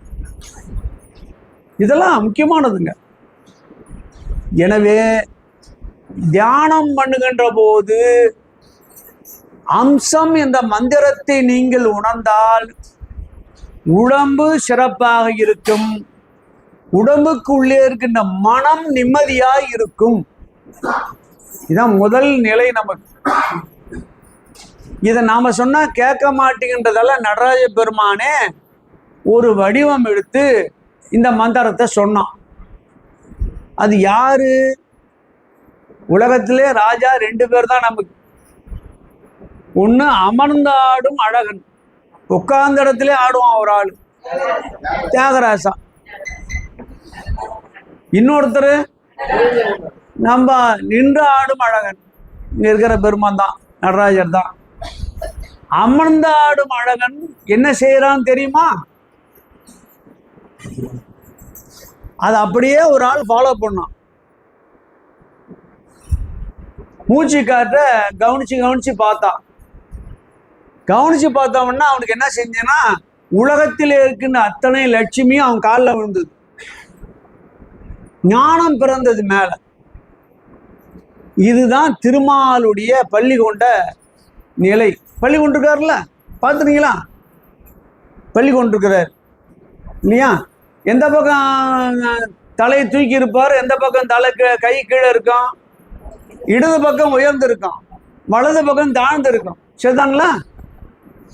அவருக்கு கீழே லட்சுமி இருக்கும், உந்தியிலிருந்து ஒன்று போகும், தாமரை மலரும், அங்கே பிரம்மதேவன் இருப்பான் இல்லைங்களா? பிரம்மதேவன் என்பது ஞானம், லட்சுமி என்பது செல்வம். யாருக்கு கிடைக்குது? 2 யாருக்கு வந்து நிக்குது? பெருமாளுக்கு. பெருமாள் என்ன செஞ்சிட்டாரு? படுத்து இருக்கின்ற போது பாத்தீங்கன்னா ஒரு பெரிய அதிசயம் இருக்கு. அதுல படுத்து இருக்கும் போது இடது பக்கம் எழுந்து அப்படியே நிற்கும். இடது பக்கம் தான் மேலே போய் போய் வரும். அலை எப்படி இருக்கு பாருங்க, அலை நேரா வரும், அப்படியே டக்குன்னு கீழே வந்துடும். அந்தாண்ட போகுமா? ஊஞ்சல் இந்த பக்கம் ஆட்டி விட்டா இந்த பக்கம் வரைக்கும் போகும் இல்லைங்களா? இப்படிதானே இருக்கும். இந்த ஆட்டம் தான் சிதம்பரம் நடராஜருடைய ஆட்டம். இங்க போய் பாருங்க, இப்படி ஆட்டுவான், இப்படி ஆட்டுவான்.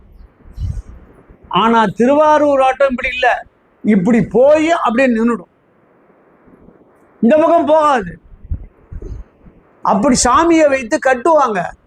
தேர்ல போகும்போது தேர் அப்படி இருக்கும், அதுக்கு ஒரு டெக்னிக்கல் வச்சு கட்டுவாங்க.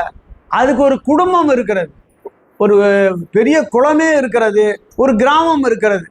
அதுக்கு பேரு புள்ளத்தண்டு குடும்பம்னு பேர் திருவாரூர்ல. அதை வச்சு கட்டுவாங்க. இப்ப ஆட்டினா மேல போயிட்டு அப்படியே நின்றுடும். எது போல? கடல்ல இருக்கின்ற அலை போல. என்ன காரணம்? இதயம் மேலே போய் கீழே அமைந்து விடும், இந்தாண்ட போகாது. இதய ஆட்டம், அம்சம் என்ற ஆட்டத்தை பெருமாள் ஆடுகிறார், அதை கவனிக்கிறார். அம்ச மந்திரத்தை கேட்டவர் அவர்தான் பரமஹம்சர். அவர்கிட்ட அதை கேட்டா ஞானம் உதிக்கும், மேலே தூக்கும், செல்வம் காலடியில் கொட்டும். ரெண்டும் வருவதுக்கு என்ன காரணம்? திருவாரூர் போனீங்கன்னா அமர்ந்துதான் ஆடுவார். அவர் உடம்பெல்லாம் நீங்க பார்க்க முடியாது, தலையை பார்க்கலாம், பின்னாடி போனா காலை பார்க்கலாம், அவ்வளவுதான். அது அமர்ந்தாடும் பெருமான். நாம படுத்துக்கிட்டு உட்காந்துக்கிட்டு அந்த ஆட்டத்தை பார்க்கலாம், காற்றிலே ஆடுகின்ற ஆட்டத்தை நம்ம கேட்கலாம். அந்த அம்ச மந்திரத்தை கேட்டால் ஞானம் தானாக வரும், அது உங்களை உயர்த்தும், செல்வம் உங்கள் காலடியில் கொட்டும். அதுக்குதான் ரெண்டையும் வச்சாங்க பாருங்க. அப்ப இடது பக்கமா நம்ம உயர்த்தி படுக்கின்ற போது இந்த ஆட்டத்தை நீங்க கவனிக்கலாம். இதுக்கு பேரு இதய ஆட்டம் இல்லைங்களா? இங்கதானே போகுது அம்ச மந்திரம். அம்சம், சம் என்பது என்ன? வெளியே விடுகின்ற காற்று. அம் என்பது உள்ளே இழுக்கின்ற காற்று.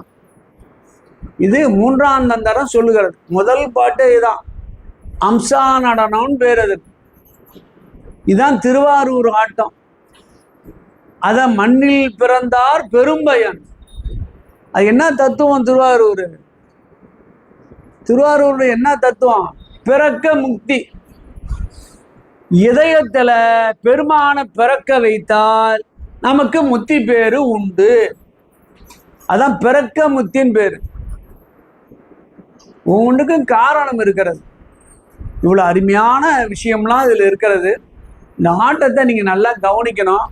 நீங்க தொடர்ந்து நீங்க வீட்டுல அமரும் போது, சும்மா இருக்கும் போதெல்லாம் நினைச்சு பாருங்க. அப்படி நினைச்சு இந்த ஆட்டத்தை நினைச்சு பார்த்தீங்கன்னா அந்த ஒளியை கண்டுபிடிச்சிட்டீங்கன்னா போதும், மனம் அமைதி ஆயிடும், உடம்பு லேசாக மாறிடும், எதையும் நம்ம கண்டுக்க மாட்டோம், எதையும் பெரும் பிரச்சனை வராது. இந்த முகமூடி போட்டுட்டு வந்தாலும் சரிதான், எது நம்மளை அசைக்காது. அது என்ன செய்ய போகுது சொல்லுங்க பார்ப்போம். நம்ம மனம் மகிழ்ச்சியா இருக்கலாங்க, நம்ம மனம் சிறப்பா இருக்கலாங்க. மனம்தாங்க முக்கியம் இல்லைங்களா? வேற என்ன இருக்கு? மனம் எப்படி? மனமது செம்மையானால் மந்திரங்கள் ஜெபிக்க வேண்டாம். மந்திரங்களை கேட்டால் மனம் செம்மையாகும். எவ்வளவு எளிமை பாருங்க.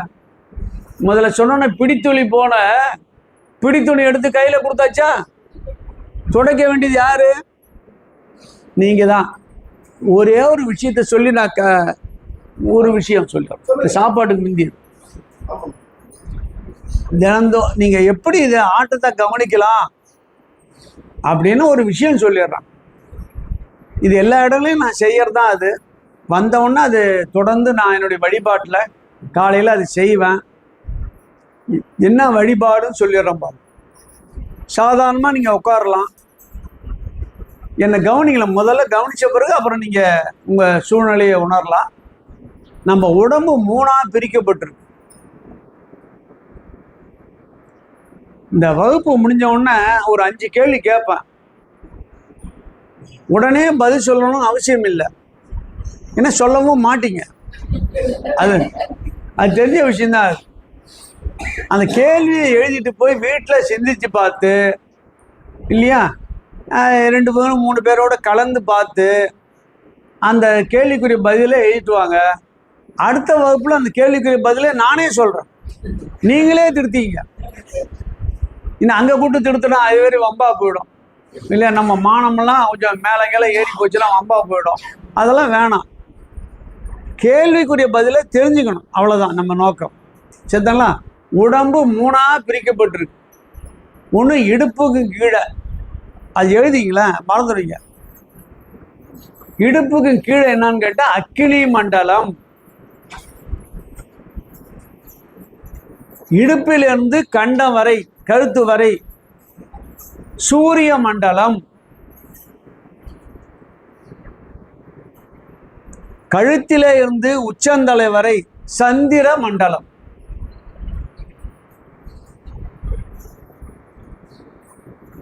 உடம்பு என்னவா இருக்கு? 3ஆ இருக்கு. அக்கினி மண்டலமா இருக்கு, சூரிய மண்டலமா இருக்கு, சந்திர மண்டலமா இருக்கு. இந்த 3 மண்டலத்தையும் நம்ம கனெக்ட் பண்ணணும். எப்படி கனெக்ட் பண்றது? என்ன எழுதிட்டு என்ன பாருங்க.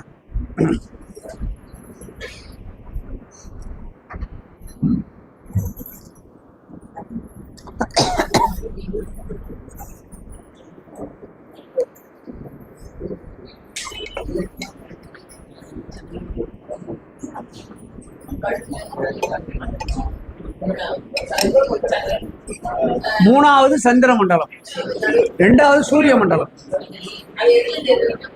கழுத்து வரைக்கும். மீண்டும் சொல்றேன், உந்திக்கும் கீழே, இடுப்பும் கீழே, உந்திக்கும் கீழே அக்கினி மண்டலம். உந்தியிலிருந்து கழுத்து வரை, கண்டம் வரை சூரிய மண்டலம். கழுத்திலிருந்து உச்சந்தலை வரை சந்திர மண்டலம். பெருமான் 3ஆம் பறை சூடியிருக்கான் இல்லையா? உலகலாம் உணர்ந்து ஓதற்கரியவன் நிலவு உலாவிய நீர்மலி வேணியன், அதான் சந்திர மண்டலம். இப்ப நம்ம என்ன செய்யறோம்னு கேட்டா 3 மண்டலத்தையும் செம்மைப்படுத்துறோம் ஒரு வழிபாட்டு மூலமாக. அதுக்கு பேர் என்ன வழிபாடு? அந்த வழிபாட்டுக்கு ஒரு பேர் இருக்கிறது.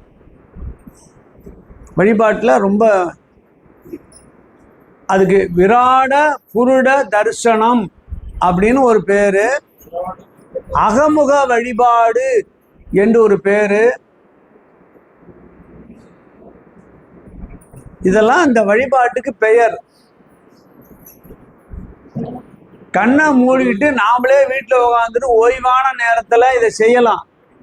நேரங்காலம் கிடையாது. நல்ல வயிறு மட்டும் சாப்பிட்டு மட்டும் செய்யக்கூடாது. அதுதான் எப்போ வேணாலும் செய்யலாம்.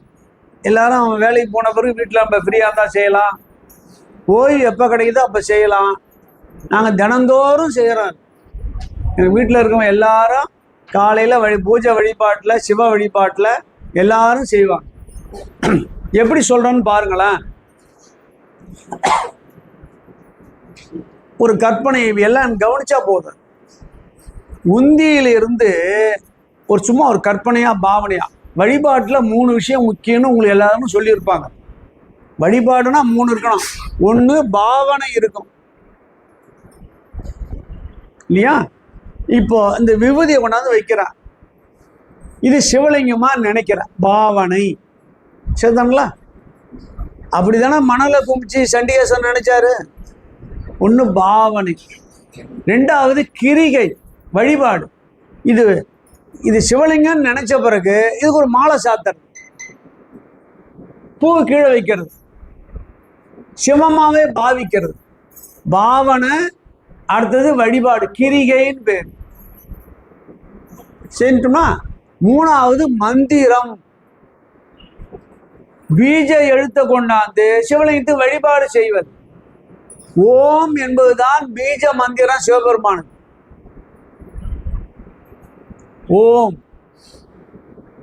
ஓசை ஒளியெல்லாம் ஆனாய் நீயே. ஓசையா இருந்தான், ஒளியா இருந்தான், நாதமா வந்துட்டான். நாதம் தான் ஓங்கார். இல்லைங்களா? ஓங்காரம் தான் மேலே இருந்து கீழே இறங்கி வருகிறது. அதான் அந்த ஓசை சொன்னேன் இல்லைங்களா? மேலே இருந்து கீழே இறங்கி வந்த பெருமான் முருகப்பெருமான்.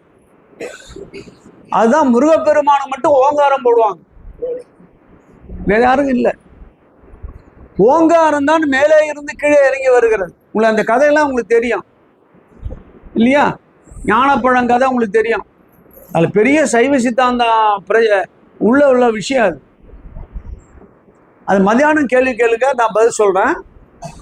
அது ஞானப்பழம் ஒரு சைவ சித்தாந்த விளக்கம் அப்படின்னு கேளுங்க, யாராவது மறந்துடுவோம். நான் இப்போ இந்த இந்த நிகழ்ச்சிக்கு வந்துடுறேன். உந்தியில இருந்து ஒரு தாமரை தண்டு மேலே போற மாதிரி பாவனை பண்ணி இதயத்துல போய் நிறுத்தணும். இதயத்துல அது கீழ் நோக்கி நிற்கும். அந்த தாமரை பூ எப்படின்னு கேட்டா வாழைப்பூ போல கீழ் நோக்கி நிற்கும். அது பெருமான வேண்டணும், மனசார வேணா அது அப்படியே நிமித்துவான். நிமித்திய பிறகு அந்த மலர வைப்பான், மனம் வீச வைப்பான். நடுவில் ஒரு பொகுட்டு இருக்கும், புள்ளி புள்ளி புள்ளியா இருக்கும், பார்த்துறீங்களா? அந்த பொகுட்டுல நான் பெருமான ஸ்தாபனம் பண்ணணும். உங்களுக்கு என்ன பெருமான் யாரு? ஆளுக்கு ஒன்னா இருக்கும்.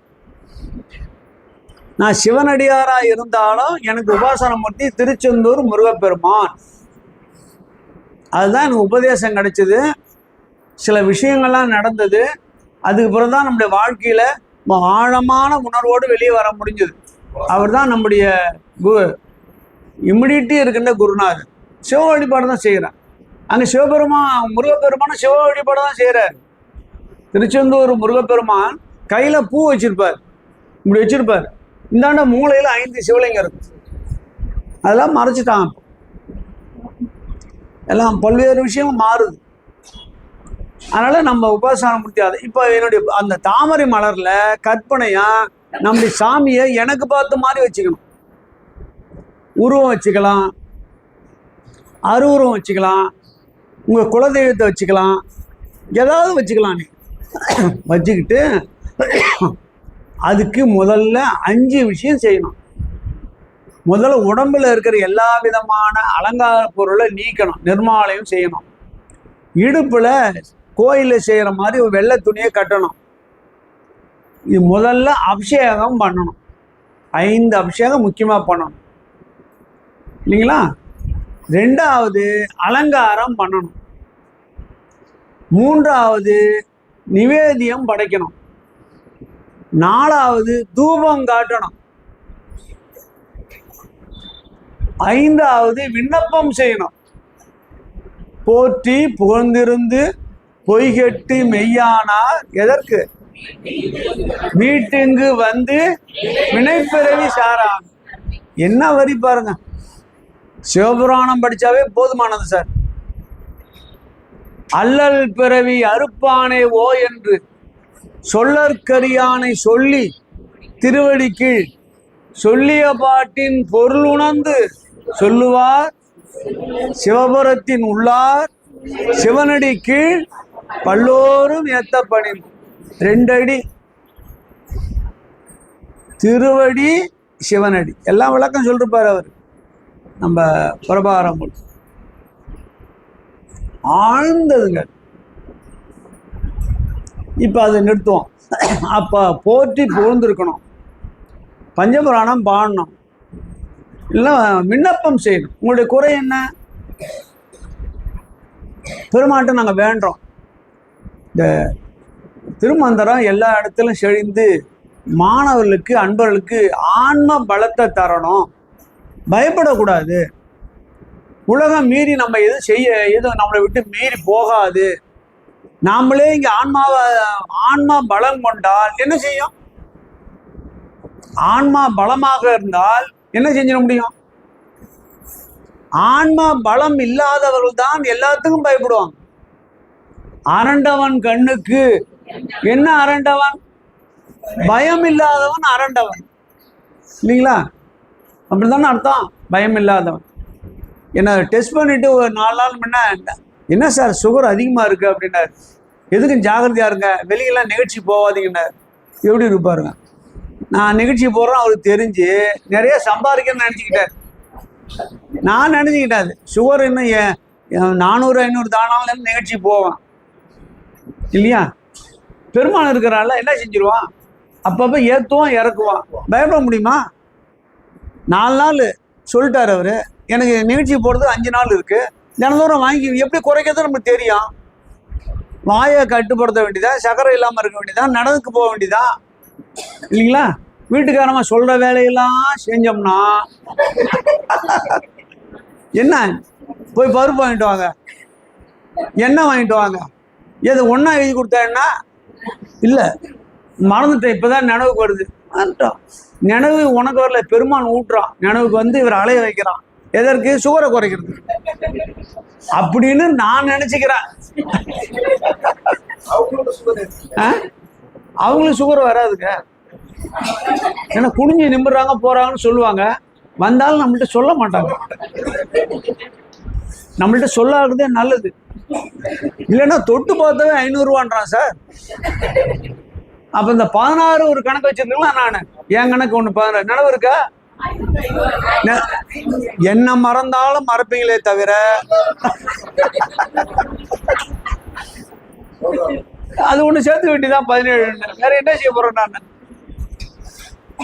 அது வாழ்க்கையில ரொம்ப மகிழ்ச்சியா இருப்போங்கய்யா. நல்ல திருமணம் தரோம், நல்ல நுட்பமான விஷயங்களை கேட்போம். அப்பப்போ இது மாதிரி கொஞ்சம் மகிழ்ச்சியா இருந்தாதான் நீங்க நல்லா வாங்குவீங்க. நமச்சிவாயம் தான் சொல்லுவாருங்களே ஐயா. நெல் கொண்டாந்து அந்த களத்துல நம்ம வந்து கொட்டுவோம் சாக்குல, எழுத்து குளுக்கடான்னு வர எங்க அப்பா. ஏன்னு கேட்ட இன்னும் 2 பிடிக்கு சேரும்னு குளுக்கணும். அது பேர் தான் உள்ள கொஞ்சம் குளுக்குனாதான்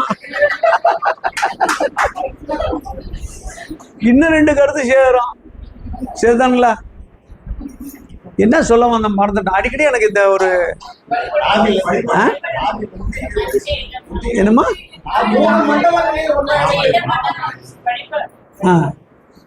இது மாதிரி போற்றி புகழ்ந்து வழிபாடு சொன்னா வேண்டுகோள் வைக்கணும்.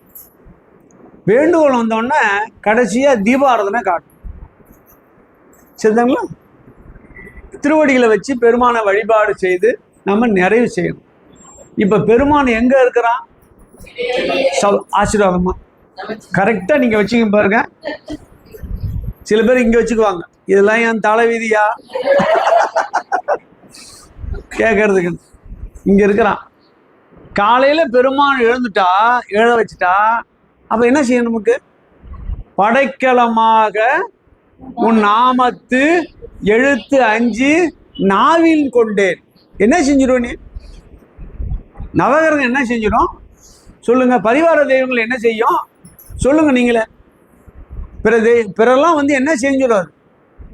என் நாவல நமச்சிவாயம் வந்து இருக்கும்போது வழிக்கு வீழினம் நின் திருப்பெயர் அல்லால் என்ன செஞ்சிடும்? நமச்சிவாய மந்திரம், சிவாய நம மந்திரம் உள்ளுக்குள்ளே ஓடிக்கொண்டே இருந்தால் யார் என்ன செய்வா? படைக்கலமாக உன் நாமத்து எழுத்து 5 என் நாவில் கொண்டேன். என்ன இருக்கு பாருங்க. கற்றுணை பூட்டியோர் கடலில் பாய்ச்சினும் நற்றுணை ஆவது. அதை விட நம்மளுக்கு கஷ்டம் வரப்போகுது சொல்லுங்க பாப்போம். நம்மளுக்கு மேக்சிமம் கஷ்டம் எங்கிருந்து வரும்னு நினைக்கிறீங்க? நான் சொல்றதுக்காண்டி சிரிக்கிறாங்க ஐயா.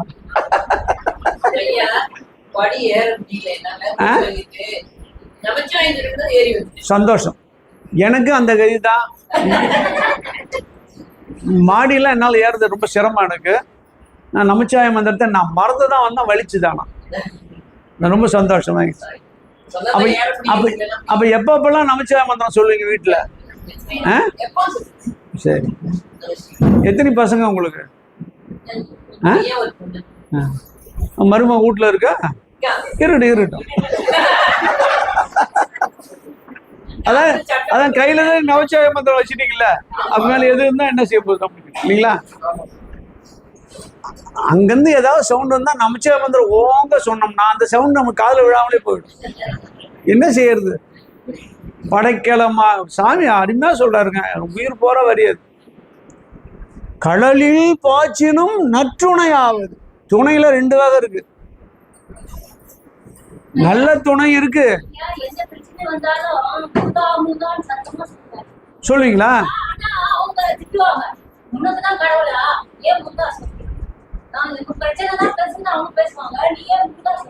சந்தோஷம். முருகா முருகான்னு சத்தமா நீங்க சொல்லும் போது அவங்க பேச்சு எப்படி உங்க காதுல விழுந்தது? ஓகே, ஆசீர்வாதம். நல்ல அருமையான அன்பர்கள். ரொம்ப எனக்கு உங்களெல்லாம் ரொம்ப பிடிச்சிருக்கிறது. இப்படிதான் இருக்கணும். வகுப்புனா ரொம்ப அப்படியே போய்கிட்டு அதெல்லாம் இருக்கக்கூடாது. நல்ல மகிழ்ச்சியா இருக்கணும். நல்ல நல்ல கேட்கணும்.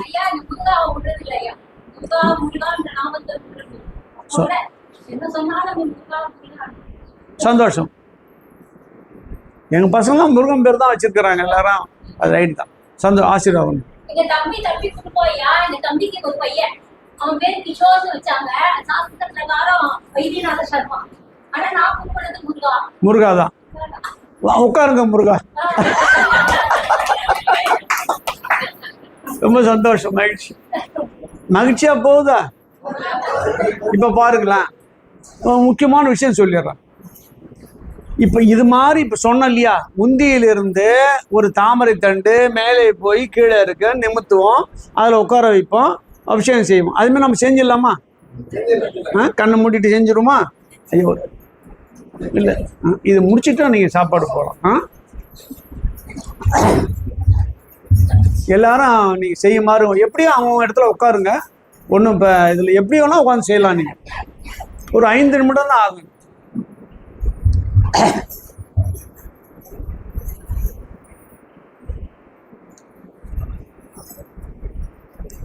தினந்தோறும் செய்யுங்க. வந்தோன்னா நம்ம முதல்ல ஒரு 2-3 மாதம் தொடர்ந்து இதை செய்வோம் பயிற்சிக்காக.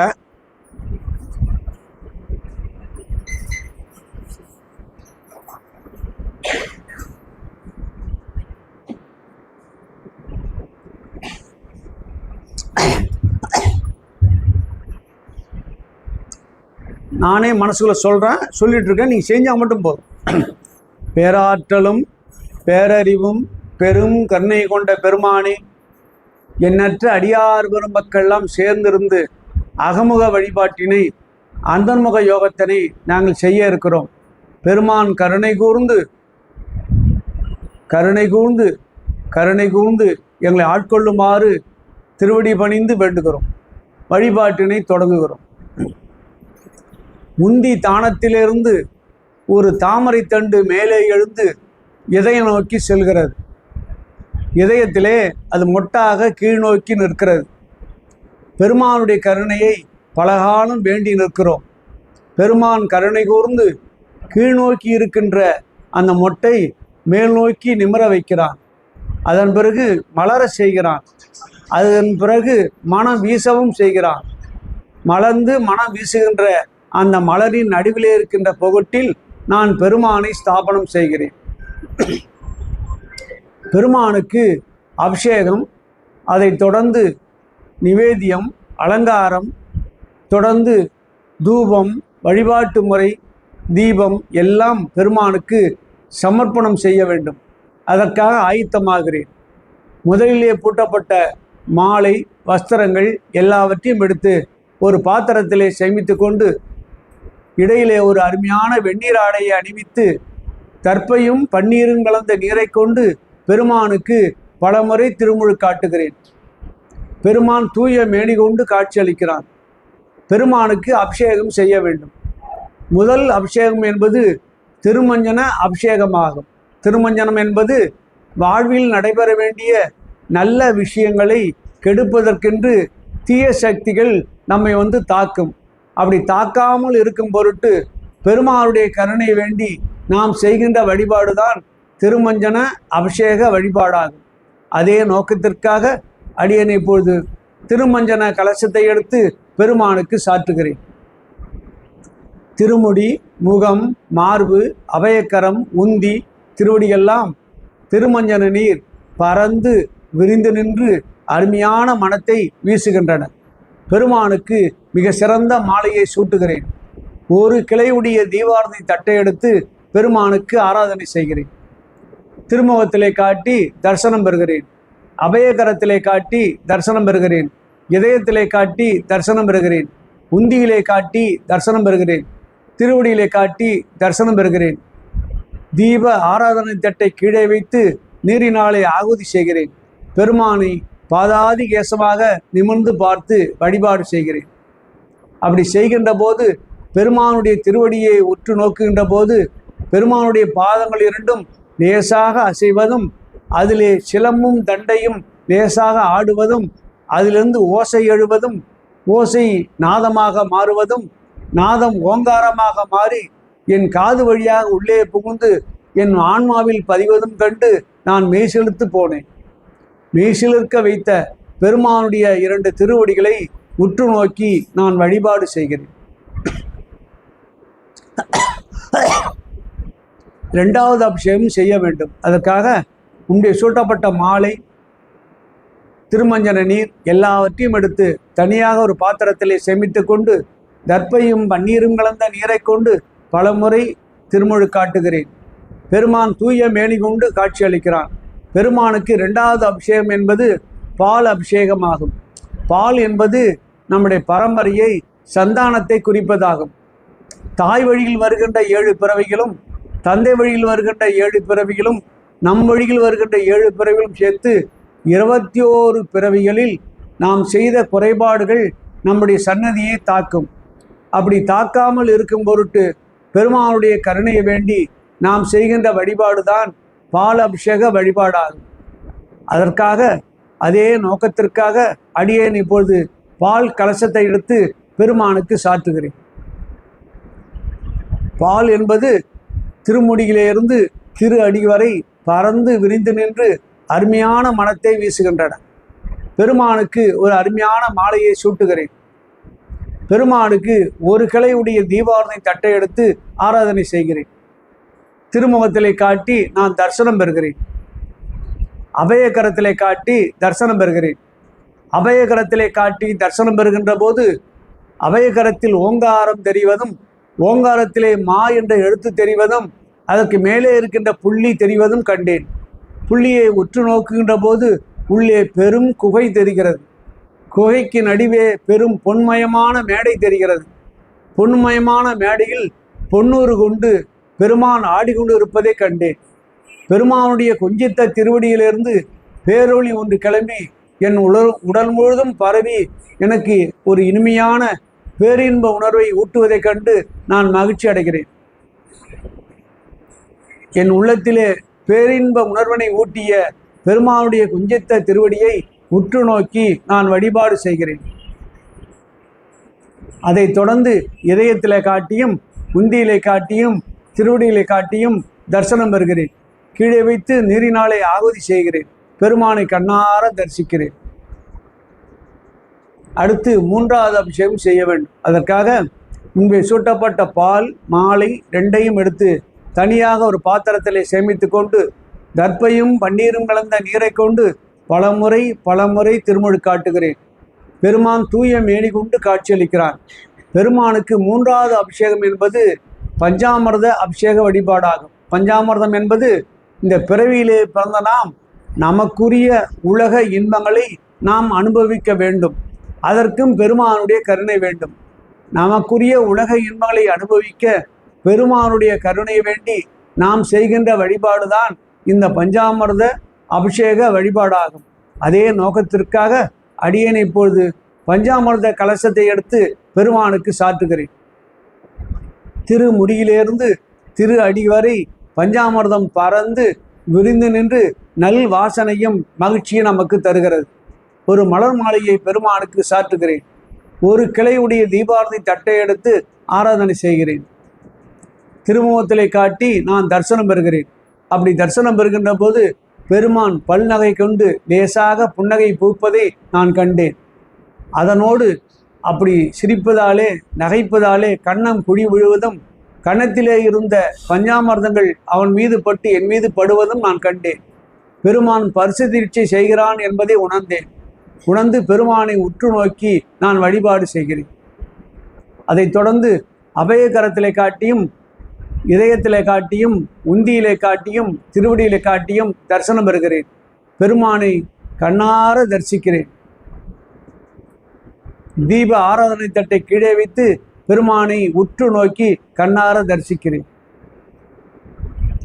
4வது அபிஷேகம் செய்ய வேண்டும். அதற்காக முன்பே சூட்டப்பட்ட மாலை, பஞ்சாமிர்தம் எல்லாவற்றையும் எடுத்து தனியாக ஒரு பாத்திரத்திலே சேமித்து கொண்டு தர்ப்பையும் பன்னீரும் கலந்த நீரை கொண்டு பலமுறை திருமுழுக்காட்டுகிறேன். பெருமான் தூய மேனி கொண்டு காட்சியளிக்கிறார். பெருமானுக்கு சிறந்த அபிஷேகம் என்பது 4வது அபிஷேகமாக இருக்கின்ற சந்தன அபிஷேகம். சந்தனம் என்பது இந்த வாழ்க்கையில் வாழ்கின்ற காலத்தில் மகிழ்ச்சியுடனும் நிம்மதியுடனும் வாழ்வதை குறிப்பதாகும். நாம் மகிழ்ச்சியாக நிம்மதியாக வாழ்வதற்கு பெருமானுடைய கருணை வேண்டி நாம் செய்கின்ற வழிபாடுதான் இந்த அருமையான சந்தன அபிஷேக வழிபாடாகும். அதே நோக்கத்திற்காக சந்தன கலசத்தை எடுத்து பெருமானுக்கு சாற்றுகிறேன். திருமுடியிலிருந்து திரு அடி வரை சந்தனம் பறந்து விரிந்து நின்று இதுவரை உணராத மிக அருமையான வாசனையை நமக்கு தருகிறது. இது சிறந்த வழிபாடு என்பதாலே மிகப்பெரிய தண்டமாலையை சூட்டுகிறேன். இது சிறந்த வழிபாடு என்பதால் 5 கிளையுடைய தீப ஆராதனை தட்டை எடுத்து நான் ஆராதனை செய்கிறேன். திருமுகத்திலே காட்டி நான் தரிசனம் பெறுகிறேன். அப்படி தரிசனம் பெறுகின்ற போது ஒரு அதிசயம் கண்டேன். 5 தீப ஒளிக்கு பின்னால் இருக்கின்ற பெருமானுடைய 2 அருட்கண்களும் லேசாக திறந்து என்னை உற்று நோக்குவதைக் கண்டு நான் மெய்சிலிர்த்து போகிறேன். இதுவரை அறியாத மெய்சிலிர்ப்பை நான் உணர்ந்தேன். நல்ல மெய்சிலிர்ப்பை எனக்கு உண்டாக்கிய பெருமானுடைய 2 அருட்கண்களை உற்று நோக்கி நான் வழிபாடு செய்கிறேன். அதைத் தொடர்ந்து அபயகரத்திலே காட்டியும் இதயத்திலே காட்டியும் உந்தியிலே காட்டியும் திருவடியிலே காட்டியும் தரிசனம் பெறுகிறேன். கீழே வைத்து நீரினாலே ஆகுதி செய்கிறேன். பெருமானை கண்ணார தரிசிக்கிறேன்.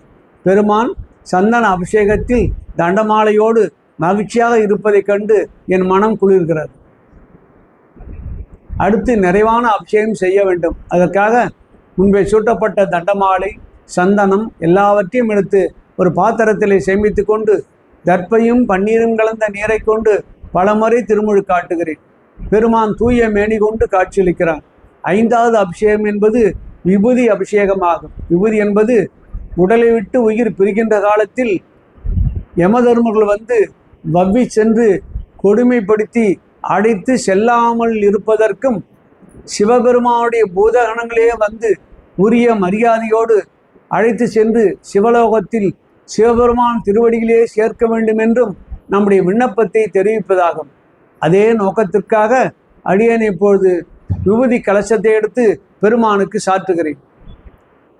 உச்சந்தலையிலிருந்து கீழே உச்சங்கால் வரை விபூதி பறந்து விரிந்து நின்று அருமையான நல் மனத்தை ஊட்டுகின்றன. ஒரு சிறந்த மாலையை பெருமானுக்கு சூட்டுகிறேன். ஒரு கிளையுடைய தீபாவளி தட்டை எடுத்து ஆராதனை செய்கிறேன். திருமுகத்திலே காட்டி நான் தரிசனம் பெறுகிறேன். அப்படி தரிசனம் பெறுகின்ற போது பெருமானுடைய நெற்றிக்கண் லேசாக திறந்து மூடுவதைக் கண்டு நான் வியந்து போகிறேன். பெருமான் நெற்றிக்கண் திறப்பு மூலமாக ஒரு உறுதியை நமக்கு வழங்குகிறான், ஒரு குறிப்பினை வழங்குகிறான். நம்முடைய உடலை விட்டு உயிர் பிரிகின்ற காலத்தில் பூதகணங்களே வரும் என்றும் உரிய மரியாதையோடு அழைத்து செல்லும் என்றும் சிவலோகத்தில் சிவபெருமான் திருவடியிலே சேர்க்கும் என்றும் ஒரு குறிப்பினை, ஒரு உறுதியை நமக்கு வழங்குகிறார். நல்ல உறுதியை வழங்கிய பெருமானுடைய நெற்றிக்கண்ணை உற்று நோக்கி நான் வழிபாடு செய்கிறேன். அதைத் தொடர்ந்து திருமுகத்திலே காட்டியும் அபயகரத்திலே காட்டியும் இதயத்திலே காட்டியும் உந்தியிலே காட்டியும் திருவடியிலே காட்டியும் தரிசனம் பெறுகிறேன். கீழே வைத்து நீரினாலே ஆகுதி செய்கிறேன். பெருமானை கண்ணார தரிசிக்கிறேன். அபிஷேகம் நிறைவுற்றது. அலங்காரம் செய்ய வேண்டும். அதற்காக முன்பே சூட்டப்பட்ட மாலை, விபூதி எல்லாவற்றையும் எடுத்து தனியாக ஒரு பாத்திரத்திலே சேமித்து கொண்டு தர்ப்பையும் பன்னீரும் கலந்த நீரை கொண்டு பலமுறை திருமுழுக்காட்டுகிறேன். பெருமானுடைய இடையிலே இருக்கின்ற வெந்நீர் ஆடையை அகற்றிவிட்டு பச்சை பீதாம்பர ஆடையை அணிவிக்கிறேன். உடல் முழுதும் இருக்கின்ற நீர்த்திவளைகளை போக்குவதற்காக பெருமானுக்கு பச்சை துண்டினாலே பட்டு பீதாம்பரத்தாலே ஒத்தரம் தந்து நீக்குகிறேன்.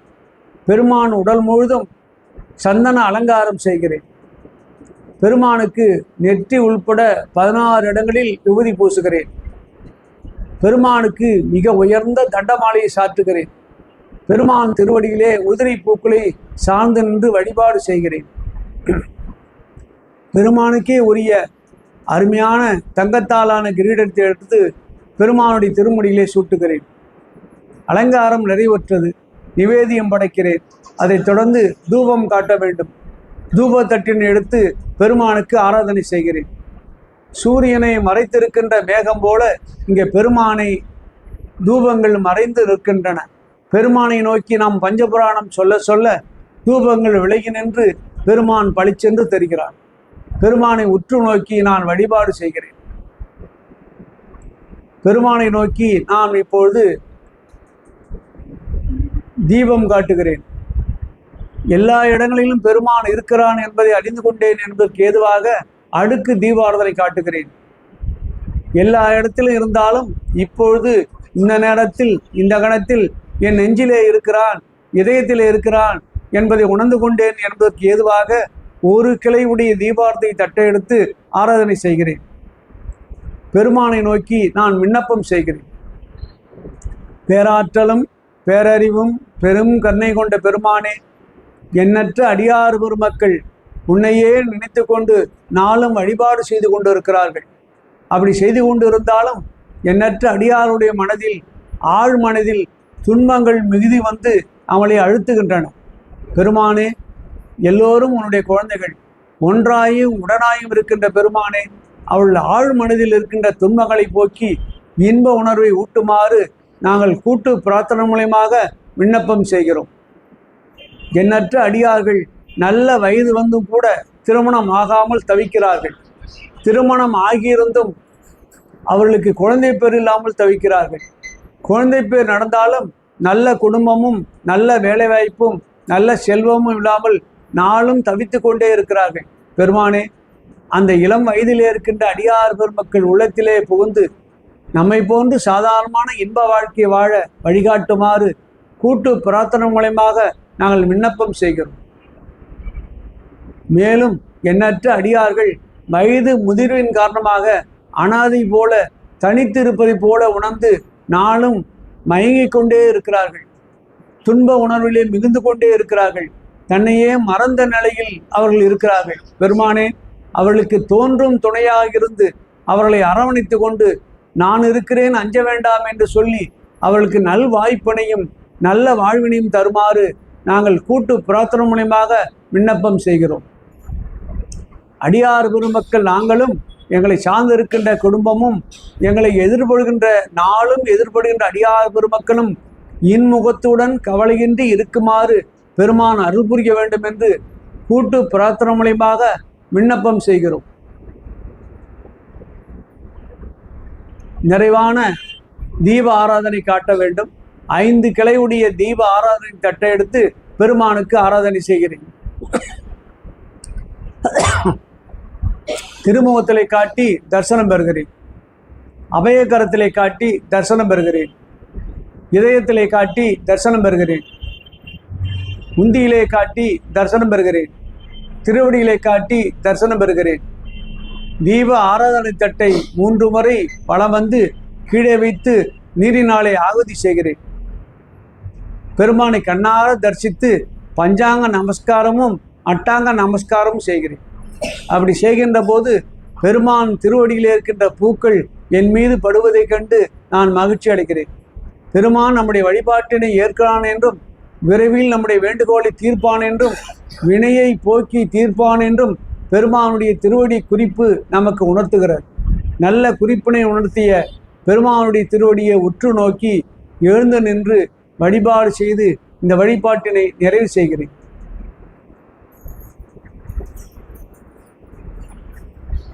தென்னாடுடைய சிவனே போற்றி, எந்நாட்டவர்க்கும் இறைவா போற்றி, காவாய் கனக திரளே போற்றி, கைலை மலையானே போற்றி போற்றி.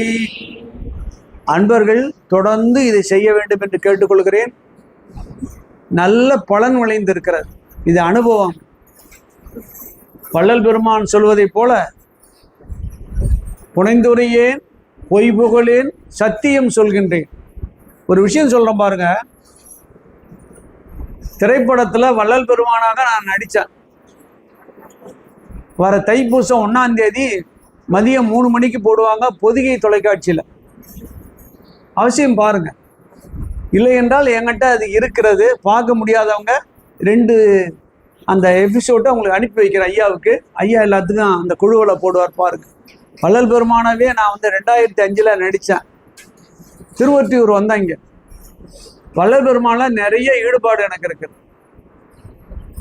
நிறைய விஷயங்களை நான் கற்றுக்கிட்டேன். அதில் திருமந்திரத்தை தான் அவர் முதன்மையான நூலாக, ஞான சம்பந்தரையும் திருவாசகத்தையும் திருமந்திரத்தையும் முதன்மை நூலாக கொண்டார். அதான் அவருடைய உபதேச காண்டத்தில் அவர் உரைநடையை எழுதுகிறார். சத்தியம் சொல்கின்றேன் புனைந்துரையேன் பொய்புகளேன் அப்படின்றார். மரணமில்லா பெருவாழ்வு வாழ்ந்திடலாம் கண்டீர் அப்படின்றார். எனவே திருமந்திரம், இந்த வழிபாடு உங்கள் வாழ்க்கையில் ஒரு நூலளவாவது உயர்த்தும். உங்களுடைய உண்மையான வேண்டுகோளை, உங்கள் மனதில் இருக்கின்ற உண்மையான வேண்டுகோளை பெருமான் வினையை போக்கி தீர்த்தருள்வான். இது சத்தியம்.